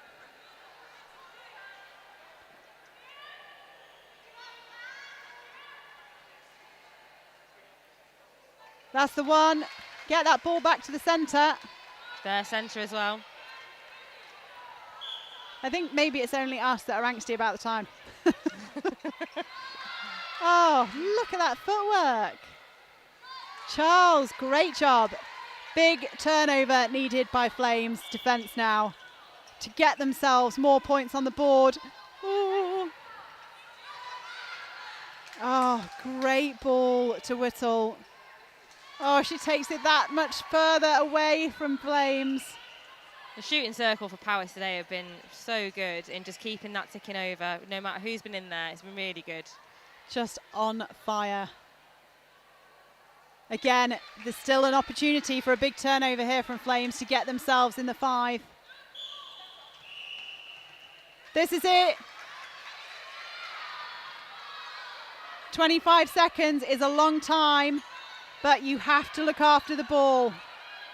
Sarah Bell has worked her socks off here, and she is absolutely vital in this bit now.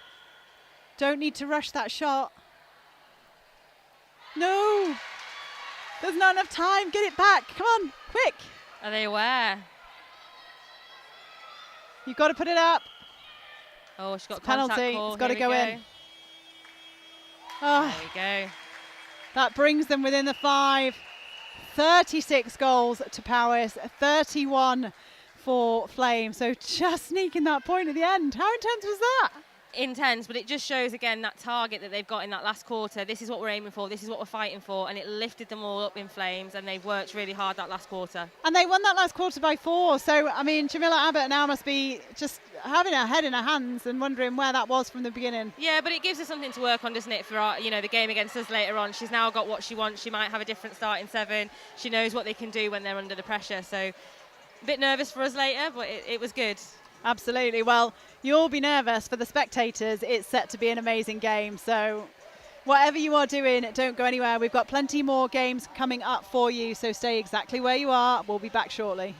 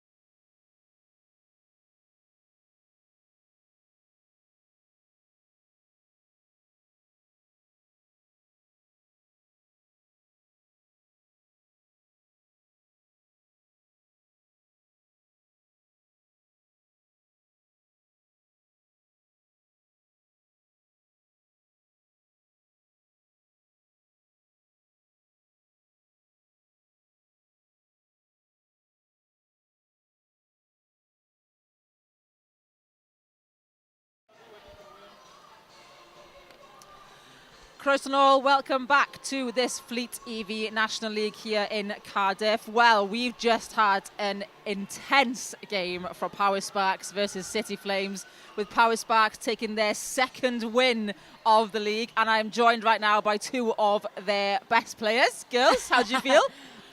Brilliant. It was about time we turned up and showed how we can play. Absolutely buzzing with that one. Really good game. It's been a long time coming, but we're here now. Absolutely. Well, I was sitting in the crowd having a little time off, and I was watching the game having the best time. It was absolutely wonderful. So you're going to join me for this game to have a little analyse of this one, see what's going on with this one, have a little catch up, talk about your match. Yeah, should be a really good game actually between these two. You know, they both played very well last weekend, I thought. Yeah, looking forward to Heat. We've got them later in the day, so absolutely. Get some tactics going. So our next game of the day will be Coastal Heat versus West Wales Phoenix, battle of the South Westerners.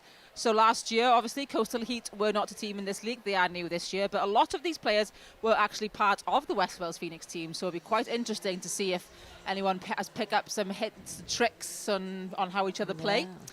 So we are going to go into the starting sevens of these two teams.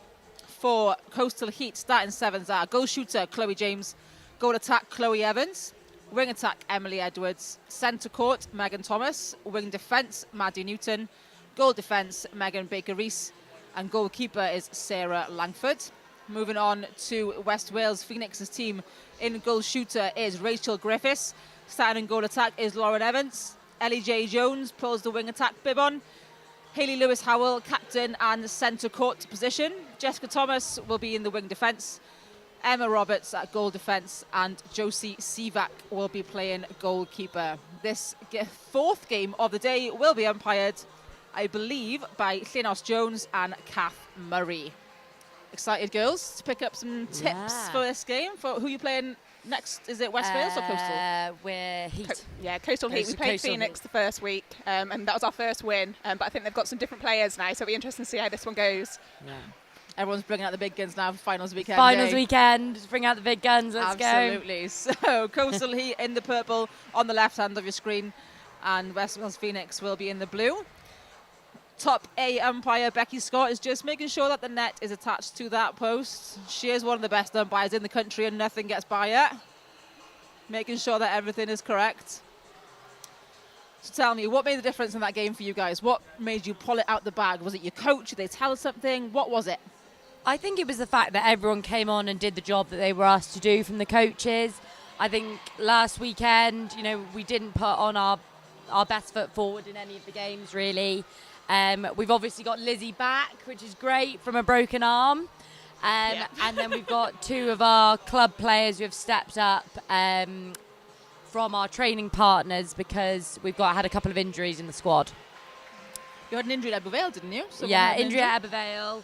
And then another one has had surgery since. So now we were two players down. Well, you're two players down and still pulling wins out the bag. Exactly. So no, it's brilliant. It's going well for you guys. It's going well. Okay, so just stepping up to the court for this fourth game of the day. We've had a few spicy games this morning, but West Wales Phoenix will kick things off. Here we go.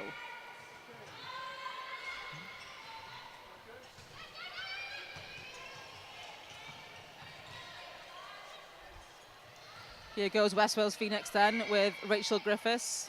The long bomb queen. Lauren Evans, the long bomb queen. And Yes, she's she got her eye in. Straight in. Straight in. Already got her eye in. Statement today. made. Absolutely nailed it. Oh, and Megan Baker-Rees there, unfortunate. Just stepped a little bit further ahead of the ball. Emily Edwards couldn't quite give it to her. So will Phoenix capitalise on this? Not quite, but they will get the rebound off the back line. Oh, Maddie Newton just unfortunately offside.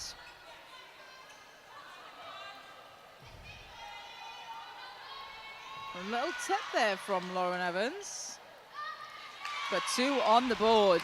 Your shooters had a wonderful game, didn't they? Did. That last one. Absolutely wonderful game. I think Pippa Whittle coming in as our goal attack, goal shoot. She really opens up that circle nicely and allows anyone who she plays with either to be a holding or a moving shooter with her. So works really well.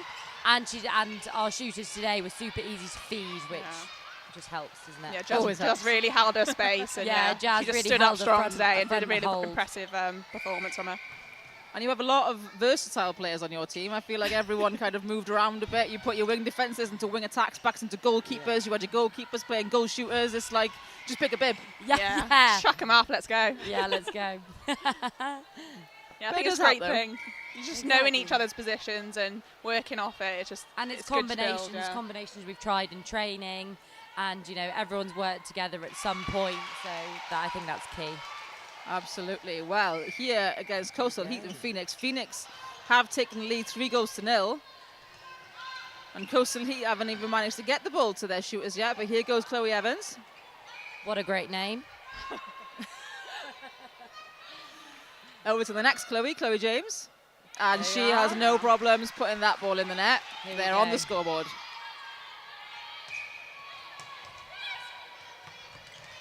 Lauren Evans coming away out for that ball. Great patience there, not just to feed that in.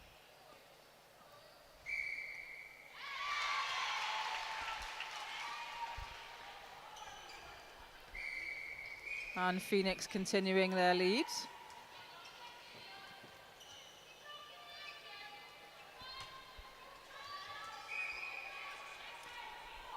Coastal Heat having a lot of patience.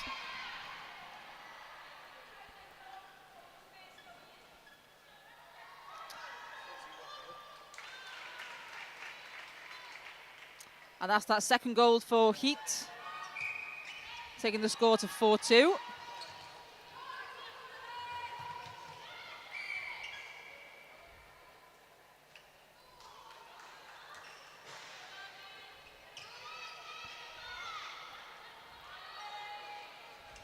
Oh, great what rebound. a rebound from Lauren Evans. She knew that wasn't in. It's She was important to straight follow your following shot it, yeah, skills. absolutely. I think that was one of our kind of things we wanted to bring on court is every rebound, defensively and attack. Go up for it, I can't shoot for toffee, so I'm not judging any shooter for missing, but if we can get the rebounds, it's the start, isn't it? And I think it was across court for us, really. Any loose ball, we were on it, and then once you start doing that, they just turn for you, and they're falling for you then. If Absolutely, your and it spirit's does. It's a confidence build, isn't it? Yeah. Because you start shooting and shooting, because I'm a shooter, and I know that if I start missing and missing and missing, you just kind of start thinking, well, I can't do it now. It's and a I need- headspace, It's a isn't it? headspace. Yeah. Absolutely is a headspace. But I think it's a noise on court that we've brought today and a confidence that I think, if someone's shouting at me, it's an intimidation thing as well, isn't it? It's Yeah, absolutely. But I think Great it little does pass. carry through the court as well. And you can see it, like Exactly. your bench was going crazy for you Yeah. at it earlier. And you Yeah. can see it just lifted the whole team up as well. And your Oh, passes were completely. better and you were on point and you were taking Yeah. ball in the air. It was lovely. and turning and looking forward most of the time instead of kind Looking of post. yeah. Is that what your coach was asking you to do? Or? Yeah, I mean, just driving forward for the ball and meeting the ball rather than kind of expecting the ball to meet to you. I think that's really key, especially at this level as well. Oh. You can't expect someone not to come for a flyer. Absolutely. And the defenders that we have seen here in this league absolutely love a fly. Especially these two in the circle for Coastal Heat right now, Sarah Langford and Meg Baker-Rees. Sarah Langford, arms for days and can jump for hours. Definitely good to note for later. Yeah. There is Meg Floating, Baker-Rees. yeah. That catalyst through the middle of the court. And Chloe James Great. will sink that ball to bring the score to 5-4. One goal in it now. They're coming back after a slow start. Really bringing this game back. Great patience there.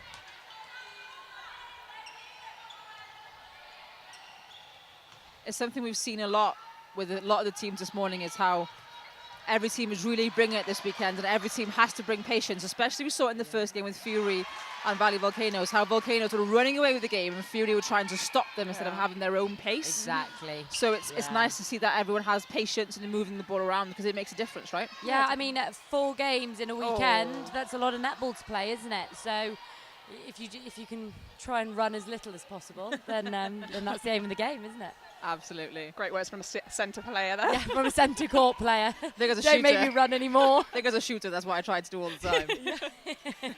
Yeah, please don't make me run up and down the court any more than I need to. Another sly little pop there from Lauren Evans. Great Great stretch. Oh, and a great lean again from Sarah Langford to get the rebound.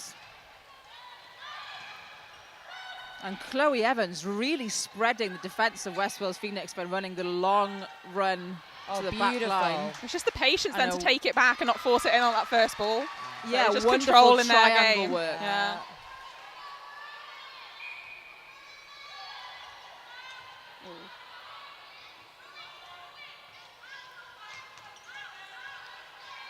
There is Chloe Evans again, straight into Chloe James. And The we were vision that talking. those two have together are brilliant. We were talking about it earlier, Nat and I, about how shooters always know where the back line is, always know where to put your feet. Yeah. Same as midcourt, always know where that circle line is. You never know you got to go offside.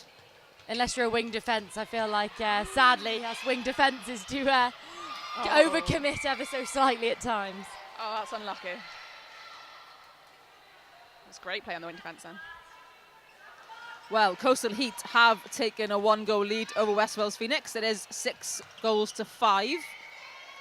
Lauren Evans screaming for that ball, but does pull the contact from Meg Baker-Rees. Here she goes. Nothing but net. Beautiful shot. What a wonderful shot.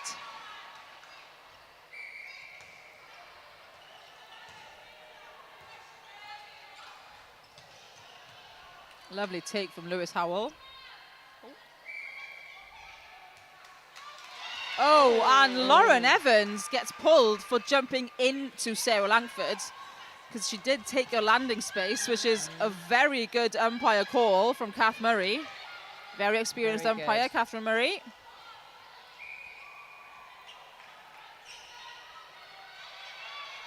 Coastal Heat just currently forcing the ball a little bit, aren't they, girls? They're not really working their way up to circle edge. They were really using those triangles lovely, and then now it's kind of, now they've taken that lead or they're drawing, the pressure's kind of starting to set in, and those long bombs are coming in and not quite paying off for them. So they're not the tallest of circles with about two Chloes, but Chloe James knew Chloe Evans was coming, but so was Emma Roberts and Josie Sivak. Sivak is very tall, They're just trying but to go you too fast. don't always notice it because she's very army. Yeah. So I wouldn't probably put that kind of long ball in against her. They do have great vision, these Coastal Heat girls. Great patience there. Lovely little dinky pass.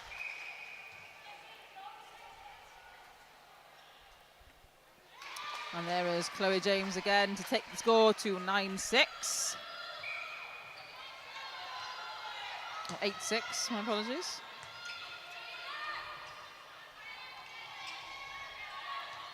A lot of these players played together for years down in Swansea leagues and in West Wales leagues. So it's hard. Is it hard or is it easy to play against someone you know how they play? I think it's sometimes harder, actually. I think, but then again, we're in the fourth weekend, third weekend of this tournament, and actually, you've watched everyone play. Even if you play against each other, in a league, you've seen everyone play now. That's very true. So you know everyone's little tips and tricks. Well, at the end Whether of you that can first stop them or not.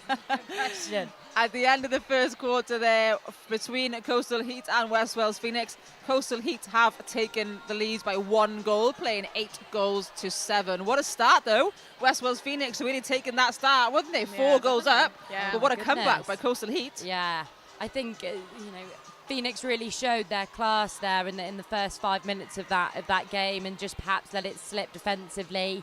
But then again, in the last couple of minutes, defensively they were stopping Heat, bringing that ball in and forcing those long bombs. Yeah, definitely both had moments in that quarter. It's just, I think at the end they were just trying to force it too much going in, so Coastal Heat couldn't capitalise on some of the ball their defence were winning for them, so we'll see how it goes next quarter. Absolutely. So for this quarter time talk then from from your West Wales coach first, would you be thinking of bringing it back to basics, of trying to be more fancy, of not giving those long bombs, of what would you expect from a coach if you were watching that first quarter? I think take your time. What you were doing was working. Let's not try and be too fancy. Play your own game. Not try and speed it up too much. Ball side, meet the ball, look after each other, I think, is what I would be saying. I think neither team settled, so it's, going back to those basics, playing your game and seeing how you can bring it through court, because both teams were getting to hit turnover in defence. It was just a bit too forced at times, so they're just making unforced errors and just not capitalising on what they probably could and pull away. Absolutely. So we were seeing a lot of nice play from West Wales Phoenix to start that first quarter. They were taking it to circle edge really nicely and finding their players. And we obviously know Lauren Evans can shoot that ball from anywhere in that circle, so she is a bit of a weapon in there, isn't she? Oh, goodness, yeah. But for Coastal Heat, we can see Chloe James has got that eye in to give that ball wherever she is, because she knows that player is coming in. But maybe both teams need to settle down a little bit, because they are both a bit frantic at the minute. They're not doing the basic netball that just gives you that initial base of just nice play. Just use your triangles, take your time, it's a long game, it's a long weekend, Look after each other, I think. Absolutely, take the pace off that ball a little bit. Well, what a spicy start we're having to this game as well for the two West teams. This is game 4 of the first day of the finals weekend of the Fleet EV National League. Coastal Heat versus West Wales Phoenix. And just as they come back onto the court, Coastal Heat are leading by 1 goal. We are going to scan for any changes on the court. I believe Sarah Langford has come out to goal defence, with Meg Baker-Rees going over to wing defence. For goalkeeper position in Coastal Heat, we have Liv Hollis. Maddie Newton has moved into the centre position, and Katie Davis comes on to goal shooter. So a lot of changes there for Coastal Heat. Yeah, I'm surprised. Whereas West Wales have stayed the same. Yeah, I'm surprised they took Chloe out of the goal shooter position. When I'm watching the previous weekend, she seemed to be the kind of anchor of that shooting end. By going defence. So it's surprising not to see her on court at the moment. Yeah, sometimes you need to take someone out of the equation to try and make something different happen. Yeah. She might have just needed a little bit more time with the coach. Katie Davis can offer something very different, a different style of play. And a great shot. There you go. And I'll sit down. First shot. Why wouldn't you have her on court? But absolutely great drive in. Oh. Late takeoff called for Chloe Evans, but what a wonderful drive it was to the baseline.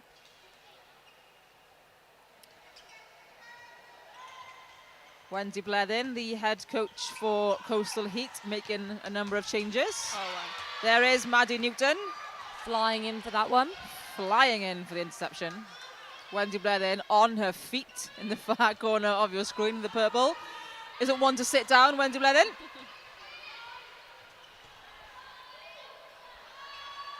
Here goes the long bomb. Oh, just short for Lauren Evans on that one. I think her toes were just in and she was putting it up. But they do turn it back over. Lewis Howell, the captain, gets that ball back in hand. Great lean from the keeper. They've got some arms in that D now, haven't they, though? Oh, they're very army in there now. Sarah Langford, like I said, will go on every ball. And Liv Hollis is a force to be reckoned with as she calls her team defensively. And up they go. Well, Phoenix are back with a bang. Definitely got a strong start to the quarters. Strong start to both quarters, now taking the score to 9 apiece. Another turnover. Oh. But Josie Sivak pulled for being too far away from the back line. You don't see that very often. You don't see it very often, but it is almost the same as putting your foot on the line. Yeah. Exactly. I suppose it's not to give you an advantage in getting that extra little bit rather than 3 feet. But she does win the ball back for her team. A lovely through court there for Phoenix, driving through that centre third. Using the defence well, aren't they? So the attack doesn't have to play all the way high up the court, so they're letting the defence bring the ball up court for them. I mean, if your wing attack and goal attack are receiving it too high, you know, they're out of position and not feeding on that circle edge or driving into that D at the right time. So I think they're really capitalising on that. But a slight miscommunication. Enforced error there from Phoenix. Can Coastal Heat capitalise on this? Emily Edwards, another one of those quick feet pocket rockets. And Josie Sivak wins the turnover. Didn't realise it until now. She's not making that mistake again with that foot on the line. Absolutely not. Patience needed now. Footwork called again for West Wales Phoenix. Just that little shuffle with the ball. Lovely take from Emily Edwards. Oh. And Evans hits the deck, but does lose the ball at the same time. It's getting a bit messy now, girls. It is slightly. Breathe, girls. Breathe. That's what I'd be saying as a coach, you know. It's a tight game, but it's your own false errors that lose you a game. Absolutely. And you almost need someone to step in now and just take control. As a centre, would you be doing that, or would you expect someone else to do it? I think communication-wise, as a centre court, you know, you're up and down both ends. If you can communicate just to breathe and take your time, I think that's key. Then again, I think I'm the worst for rushing. No. I think she agrees with you. Yeah. Well, there is Heat. It's Katie Davis putting that ball in the net to take the score to 10-11. Oh, what a ball that was. Yeah, I think both teams Lauren just need Evans. to settle. It's just getting a bit hectic out there. Apologise for that one, didn't she? Yeah, you're right. It is getting very hectic out there at the moment. Someone really needs to take control. Jess Thomas saw that ball a mile off. Wanted it, didn't get it. Everyone's committing defensively, but just attacking. I don't think they're meeting the ball quite as they should, really. Now 11 apiece. For two teams that are from the same area, that play constantly together, that play constantly against each other, is this what you expect? Well, you'd hope for a tight game, wouldn't you? You know, knowing what you're coming up against, even more so, and actually playing together in the same league as a team. I think that's yeah, it's like a local derby, really, isn't it? So it is a local kind of derby. You're totally right. Extra little something to spur you on to want to take one down against them. Wonderful triangle set up there from West Wales Phoenix. And Rachel Griffiths happy to put that in the net. 12 goals apiece. I think this is the tightest game we've had all day. I think it is, yeah. And we've had some tight ones. We have, actually, yeah. It's been a great morning, really, of netball. It's been a wonderful morning of netball. What a beautiful feed in there. Lovely shot.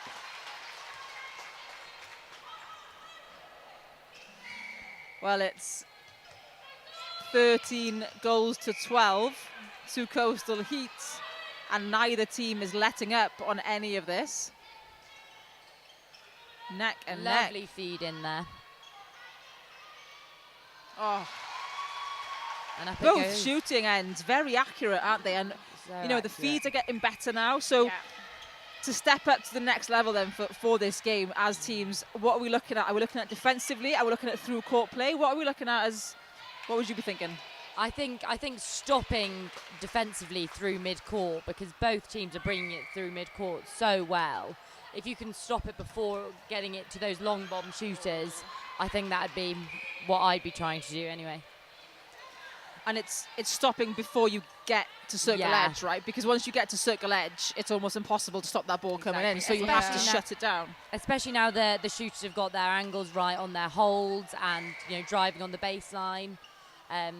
Yeah, they've got their iron now, so you don't want to risk it even getting there if you can. But Absolutely. both shooters, both ends have got holding shooters in, so you want to mix up that to keep them confused, not let them get too comfortable. And you want to force that, don't you? Because Yeah. obviously you've got Rachel Griffiths on West Wales' side, who is very much a holding shooter, but Lauren Evans is quite a tall goal attack who Yeah. can shoot from anywhere, Yeah. so they're both threats. Whereas you look at the Coastal Heat side where Chloe Evans can run a baseline in 2 seconds. Yeah. And Katie Davis can hold so strong. Yeah. So you've got threats in every position, Yeah. which is hard to mark. Yeah. That's what you need, because in the defensive D, if you know one's not taking any shots, it's an easy pickings for you. So yeah, it's good that they've got both options and they're both getting them in. So it's great to see. Well, Langford plays to Newton. Baker Reese again, that catalyst in the middle for Heat.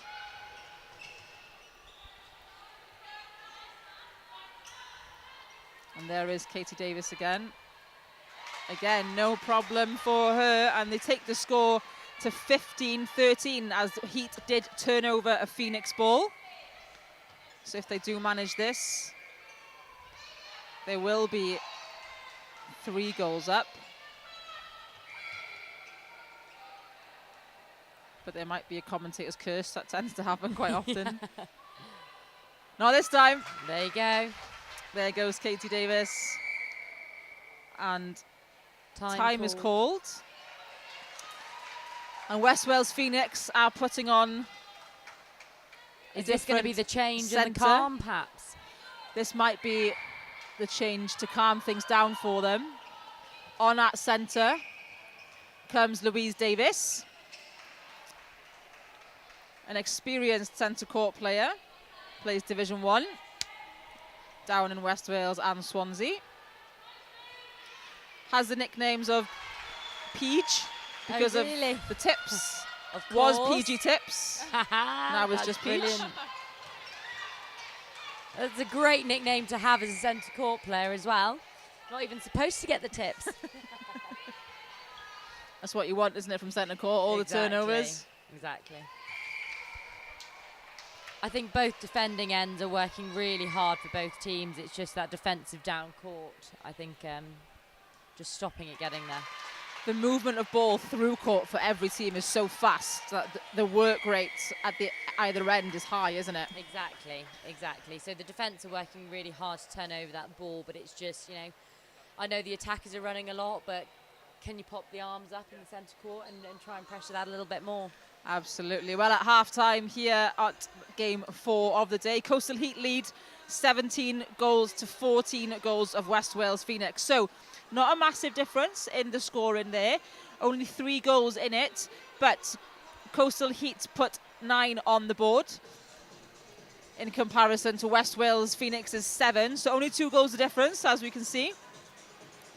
But like we've just been talking about, that movement of play through court, it's almost as if each team is letting that play come through court and doing all the work in that defensive or shooting end, in that goal third. So it's all about stopping the play in the middle. Exactly, and I think, the defence are always working hard, and I'm sure Lizzie will agree with me. When you're working hard as a defender and it's coming at you at that speed, there's not a lot you can do about it. So if we can slow it down in the centre court, I think that would really help you out. Oh yeah, definitely. It's a full team defence, so slow it down as much as possible, and we'll try and do our bit at the back end.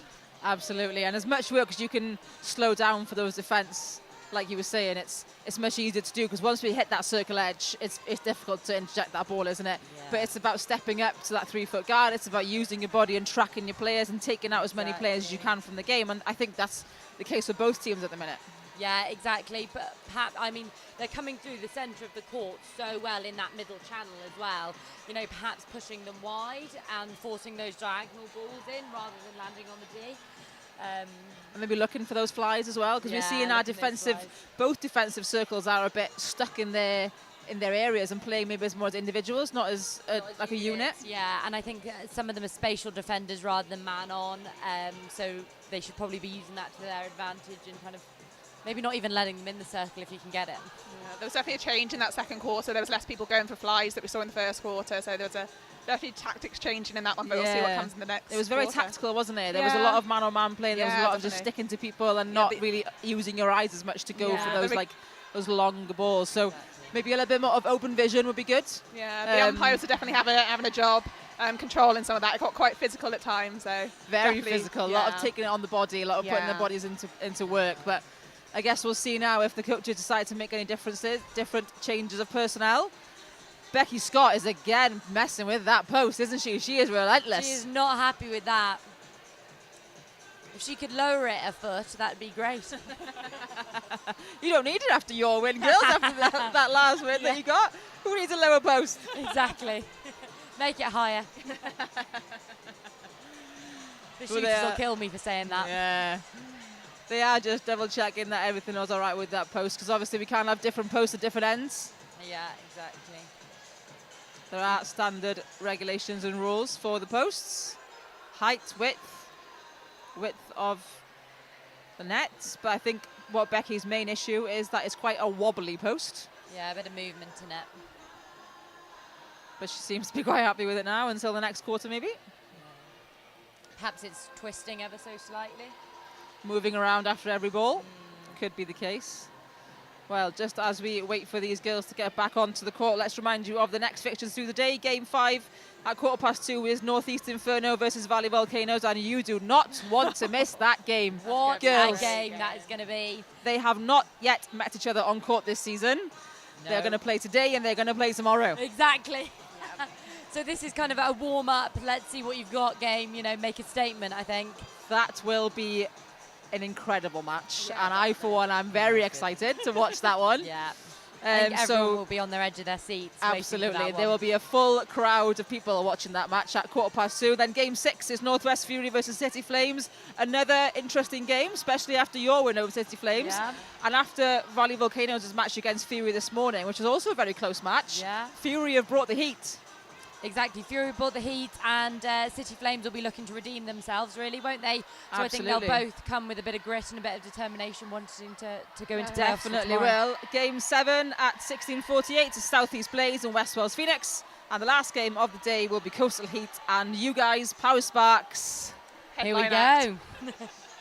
Out for your third win. Third win, fingers Hopefully. crossed, hopefully. Let's get Phoenix timing right now and we'll go again later. Oh, Yeah, you've got a Phoenix, lot of keep gap. them running, please. You've got a big gap between games, so you've got some time to rest and recover and get your body moving. Yeah, exactly.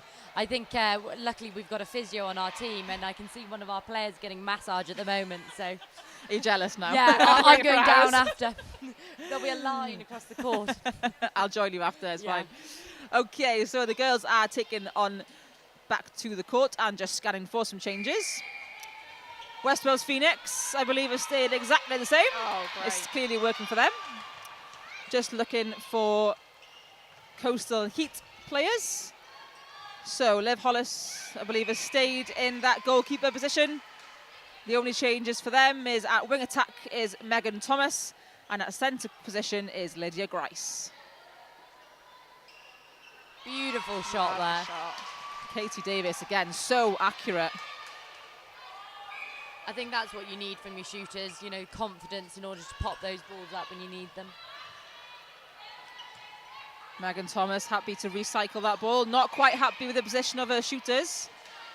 And that's important, isn't it? When you are not happy with that position, when you're playing in mid-court, when you're playing, you know, wing attack centre, recycle. Recycle, go again. I think that's, you know, and give them time. And I think that's an indication to your shooters of going, you know, I can't see you. You know, I think the shooters may think they're in space, but with the defenders we've seen today and throughout the whole competition, you know, you're never on your own in that D. Absolutely. And your mid-courters can definitely see what's going on around you better than you can.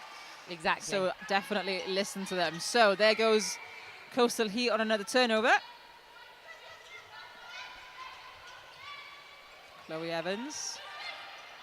Over to Megan Thomas. Again, recycling that ball. That's the smarts of her, but couldn't quite find her again, Meg Big-Reese. Jess Thomas. Defence bringing you up court, lovely there. Oh, Liv Hollis, lovely work. But replay ball called. And there is Lauren Evans. Up she goes again. Such a good shot. Never get tired of seeing that, do you? No. And it's nothing but net every time, isn't Swoosh. it? That's what they were changing the post for, to get a better net for her. Yeah.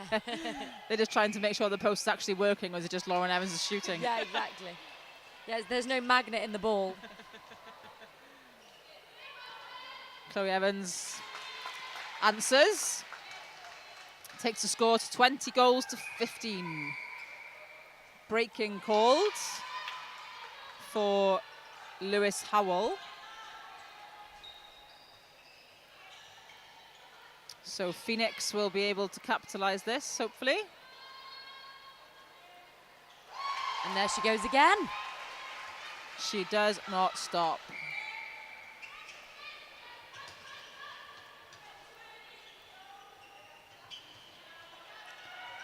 Coastal Heat really spreading out this play, happy to swing the ball from one side of the circle to the other without having to give the ball away, so they can open up their play and open up their players. Exactly, and I think I am seeing though that, you know, some of their attacking play is all on one side of the court, so that swing is really opening up that circle and allowing the shooters to turn and hold front rather than behind their player.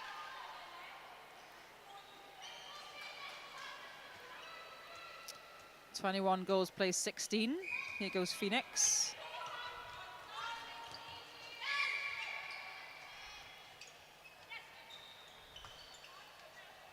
Lewis Howell really having to force that ball in. Yeah. Not many options for her. But they do get the throw in. Not sure who that was expected to be, but I do believe Grice got a little fingertip on that ball.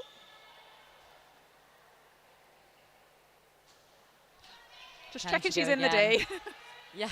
Lauren Evans didn't quite get her hand on that, but Sarah Langford was there. And there she is again. And She's again. great at bringing it up court, isn't she? And Oh, there's that tip. Great tip. exactly. PG at it again.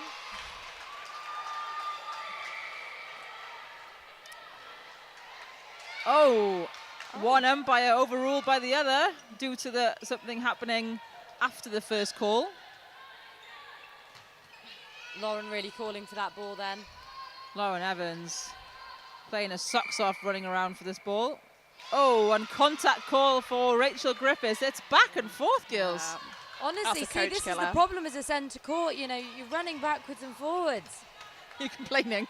Yeah, it's my job. A bit of patience required here from Coastal Heat. Just rushing that last pass into the D.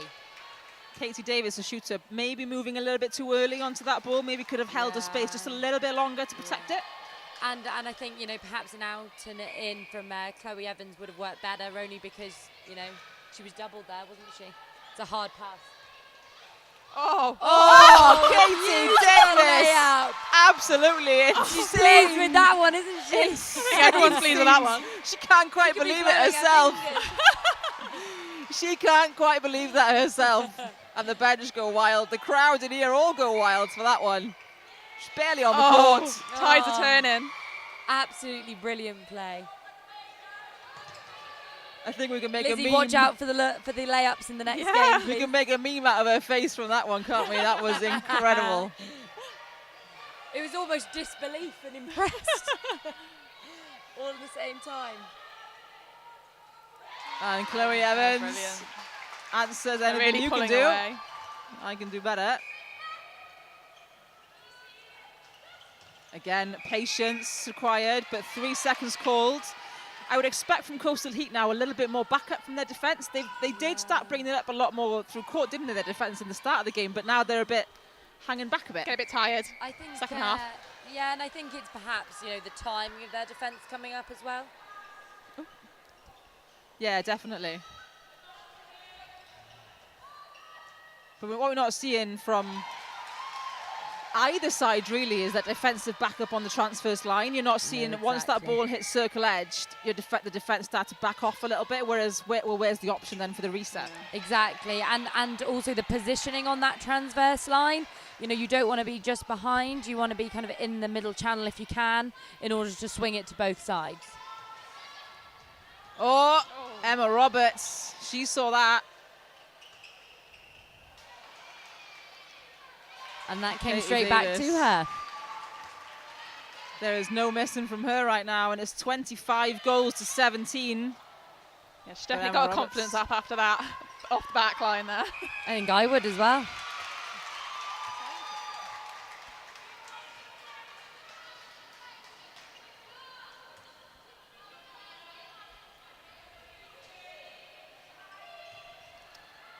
There goes Great Josie arms Seaback there. again for that turnover.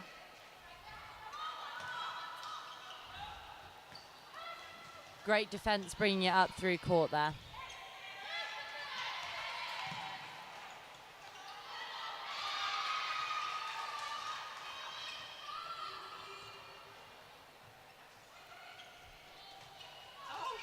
She's trying to go for it again. Oh, Emma Roberts going up for that again and winning the turnover.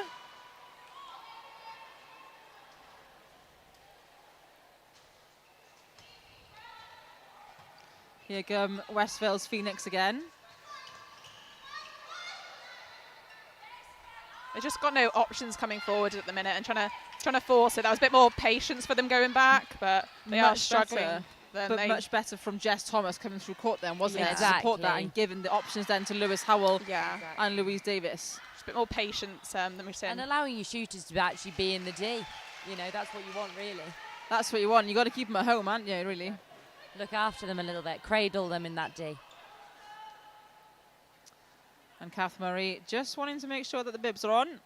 They are a trip hazard. They are. Yeah, no injuries this weekend is the aim of the game. We don't want any this weekend. No broken arms, no No. surgeries. Please. Especially from you I've lot. banned Lizzie from jumping over 3 feet. We made it back for the last round. Went down first round, so we're back for here. Yeah, there you are. Missed one. We'll go again. That's a decent turnaround for a broken arm. Yeah, so I had the cast off the week of the second round, but I don't think I was quite ready to be on court, but we're here now.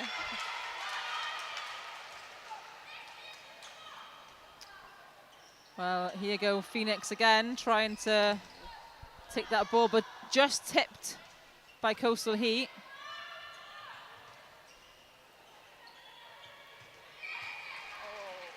Working hard in that circle, getting around those attackers. Definitely. Oh, and Katie Davis Contact call. pulls the contact call from Josie Sivak and takes that winning shot as well. Westville's Phoenix will have another go before the clock runs down.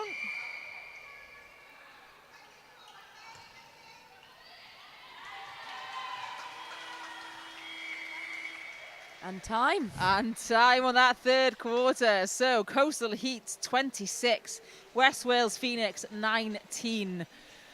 Oh, this game just keeps bringing and bringing, doesn't it? It's just so many different forms of play, so many different styles of play. We see players bringing the ball, we see players tipping the ball. Oh, Thoughts? it's been absolutely brilliant to watch, and both teams are evidently, you know, putting their all into every single ball that's on court. It just needs to just chill ever so slightly, but then when it's this close of a game, it's going to be nervy. Definitely, but what I think the main aspect of that game is, of that quarter, West Wales Phoenix scored 5 goals compared to Coastal Heat, who scored 9. Yeah.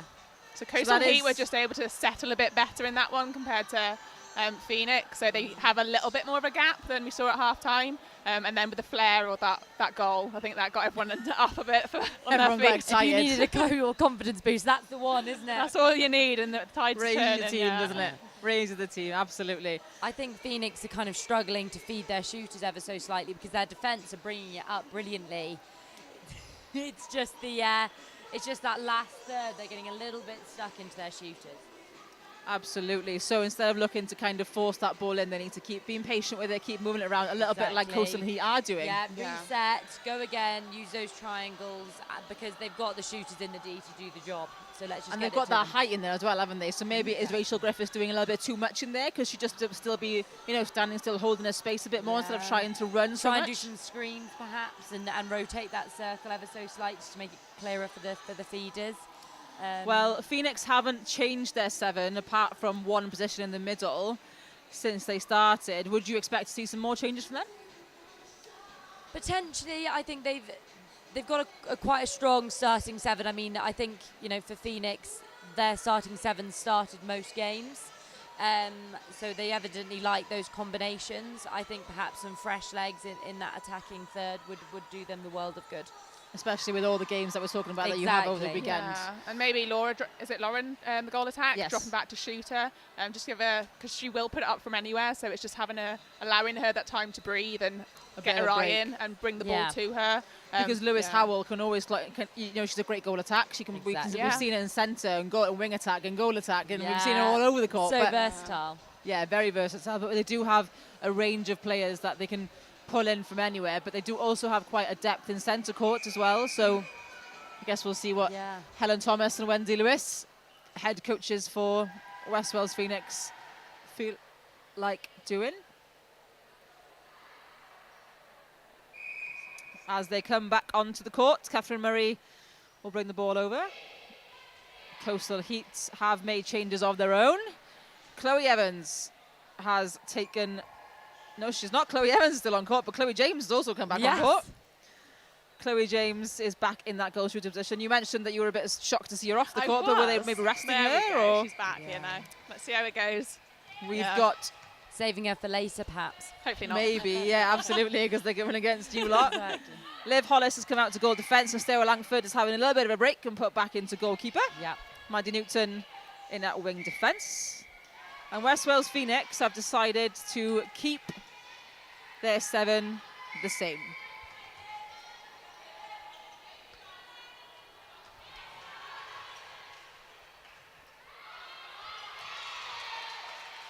And a little tip there from Liv Hollis. Just got such great range that she can get to those. Liv Hollis is quite a silent assassin, isn't she? She can. Oh, You don't expect her to be there, but she will be there, and she'll take that ball off Exactly. you. And super clean with it as well, every tip she's got, there's never a contact call. Chloe James hits the deck. It is up, and she's all right. Oh, good. Josie Sivak has retrieved the ball from outside, so it's very important to clean the shoes.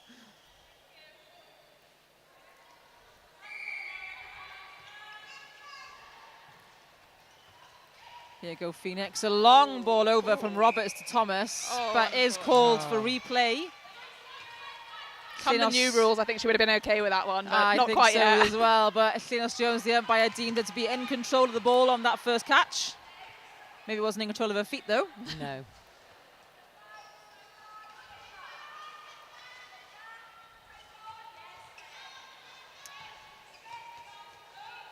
Phoenix taking ball to body. Really working hard to get that ball up. And where lovely is that reset, though. reset? Where would you Exactly. expect your goal defence to be? Yeah, you want to be a little bit higher on court. I know, that they had the wing defences back up there, but she was doubled. So then you want your goal defence to come and use that push and pull. And a footwork call for West Wales' centre, Louise Davis. And Liv Hollis almost took the ball away from her own team.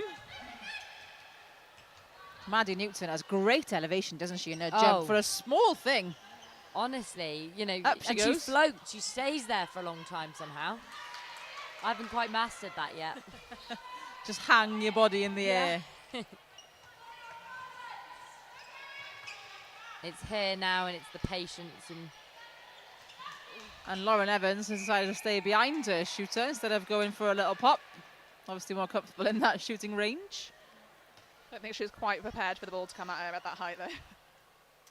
Just off on that, and Langford picks up the rebound again with those long arms. So Heat have now taken score to 27-19. Phoenix yet to score in this first quarter. It's a game Last that attacking third, isn't it? It's they're just struggling to see their shooters ever so slightly.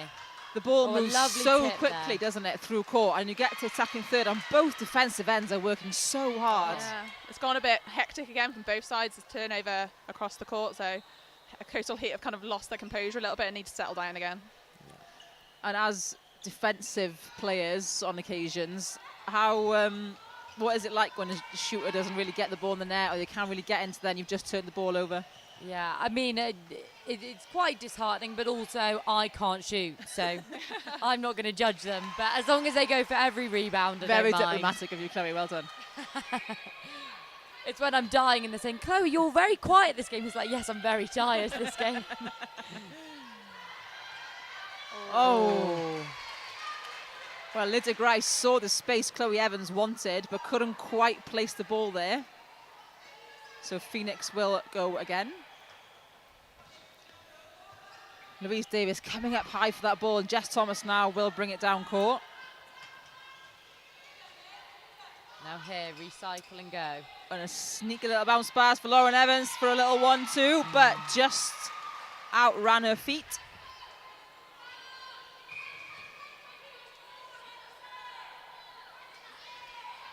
And here is Liv Hollis again, taking it through court. Coastal Heat running into their own players all over the court.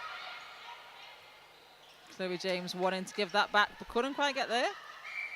So And she'll sets herself put it down. up herself. Well, 28-20 now the score. Still relatively close, but they are starting to take it away now, aren't they, Coastal Heat? Yeah. I think they've just composed themselves in the last couple of quarters, where Phoenix have kind of, just struggled in that attacking end ever so slightly and rushed those feeds in. 2 points on the board this quarter for Phoenix. Yeah, they're still very much on it. It's only 7 goals in 5 minutes of 4 play. turnovers and That's it's a nothing. win, isn't it? You can't get comfortable at all, because 4 we saw City turnovers, come you're back in our absolutely last right. quarter. So Absolutely Yeah. right, 4 turnovers, and that's all it is. But statistically, the first ball you give after a turnover is the first ball you give away. Yes. I do that a lot. So it's that ball you have to protect, isn't it? You have to Exactly. turn it over and just settle yourself down. yeah, Well, that's what we've kind of worked on at Sparks, and the fact that, our defence works so hard. Let's try and look after the turnovers we do get, and I think every team is probably saying the exact same thing. Let's look after it. treasure the ball you've got. When you're given 50% possession, you have to earn the other 50%, don't you? Exactly. Exactly. It's an attacking game, but you win with your defence, don't you? Yes, you do. Absolutely. Look at all these analogies coming out. Here goes Lauren Evans again, and she goes. sinks that one. 22-29, the score here on the last quarter of game 4.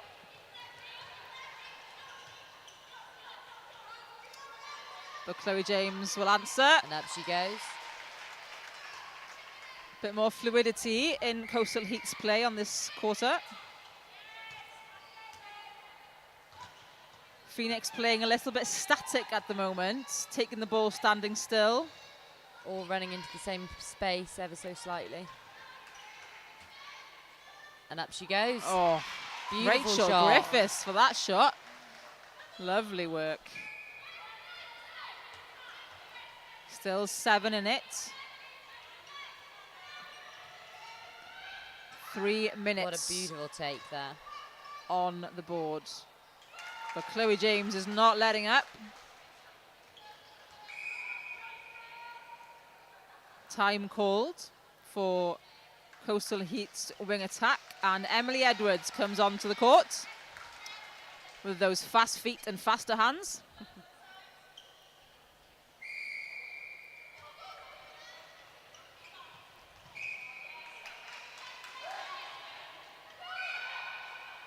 Oh, Sarah Langford was ready for that ball.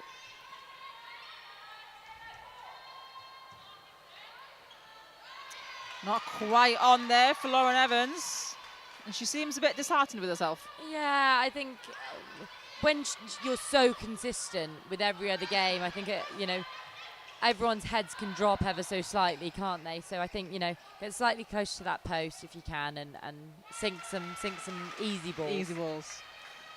Because shooting's easy, isn't it? Oh, of course it is. It's like bread and butter.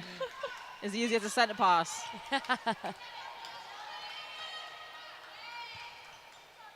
But it's team cohesion, isn't it? It's about everyone picking themselves up and keeping going, Exactly. because this battle is not won yet. No, and I think it's, if you do notice someone's head's down, it's a team sport. Let's pick each other back up and go again. Yeah, there's 6 other players on court that just need to hoist them back up and get the mood going.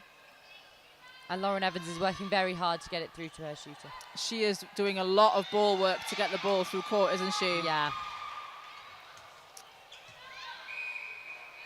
Rehandling ball, replaying ball for Liv Hollis. So she might get another chance at this.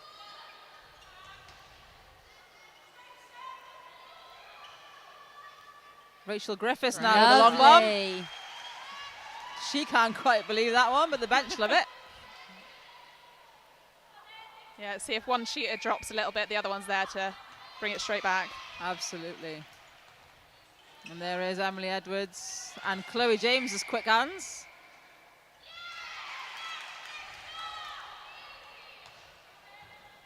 Again, we need that someone to pace the game, don't we? It's getting very back and forth, very messy. Yeah.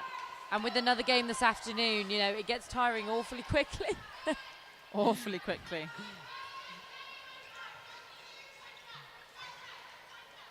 Lydia Grice to Edwards. Oh, and Josie Sivak read that so well, being so tall as well. And getting down so low. Just hope her attack and reward her for that now. Yeah. No pressure. But Sarah Langford. Oh, those arms. She answers the call, and the ball is quickly down.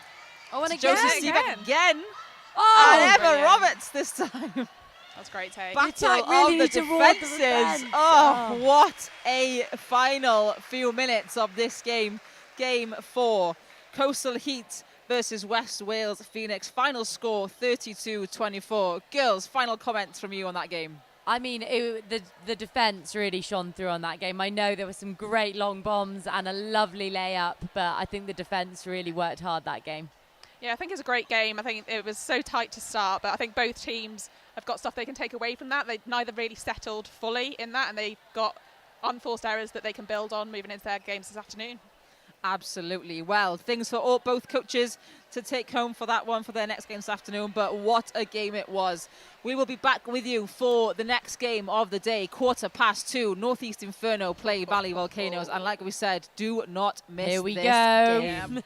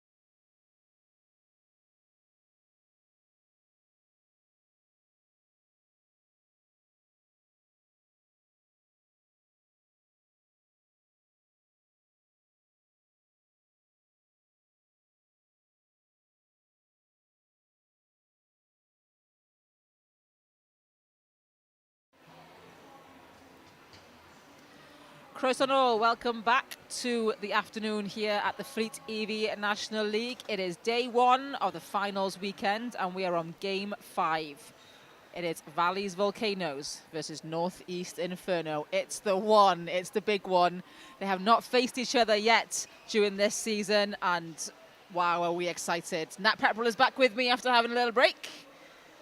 Oh, I am so excited for this game. I've literally been doing like little questions to different people around the arena saying, who do you think is going to win? And it's split 50-50. Everyone's got a different answer. I don't think I can fully call it just based on morning performances.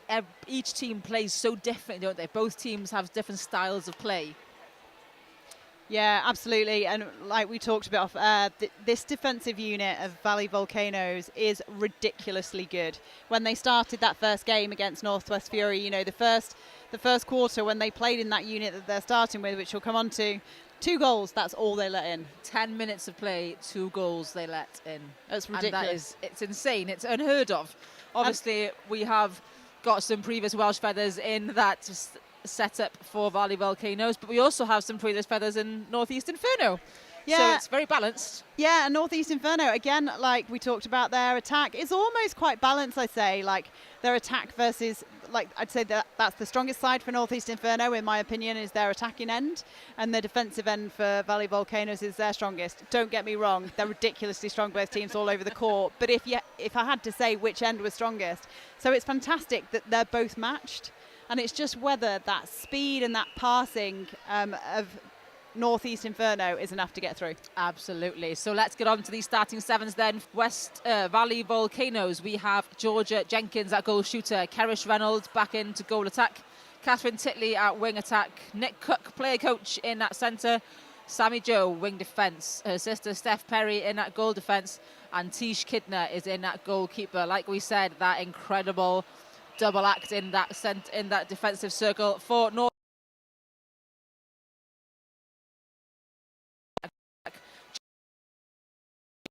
This morning, centre on the wing defence, and the umpires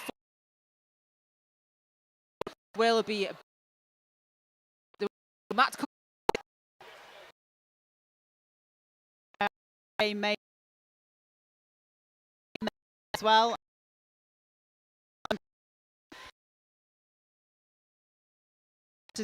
How much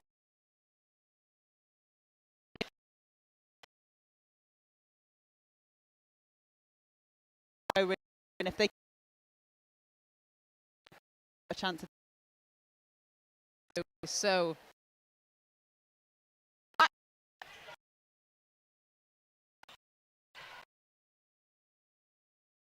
look at that.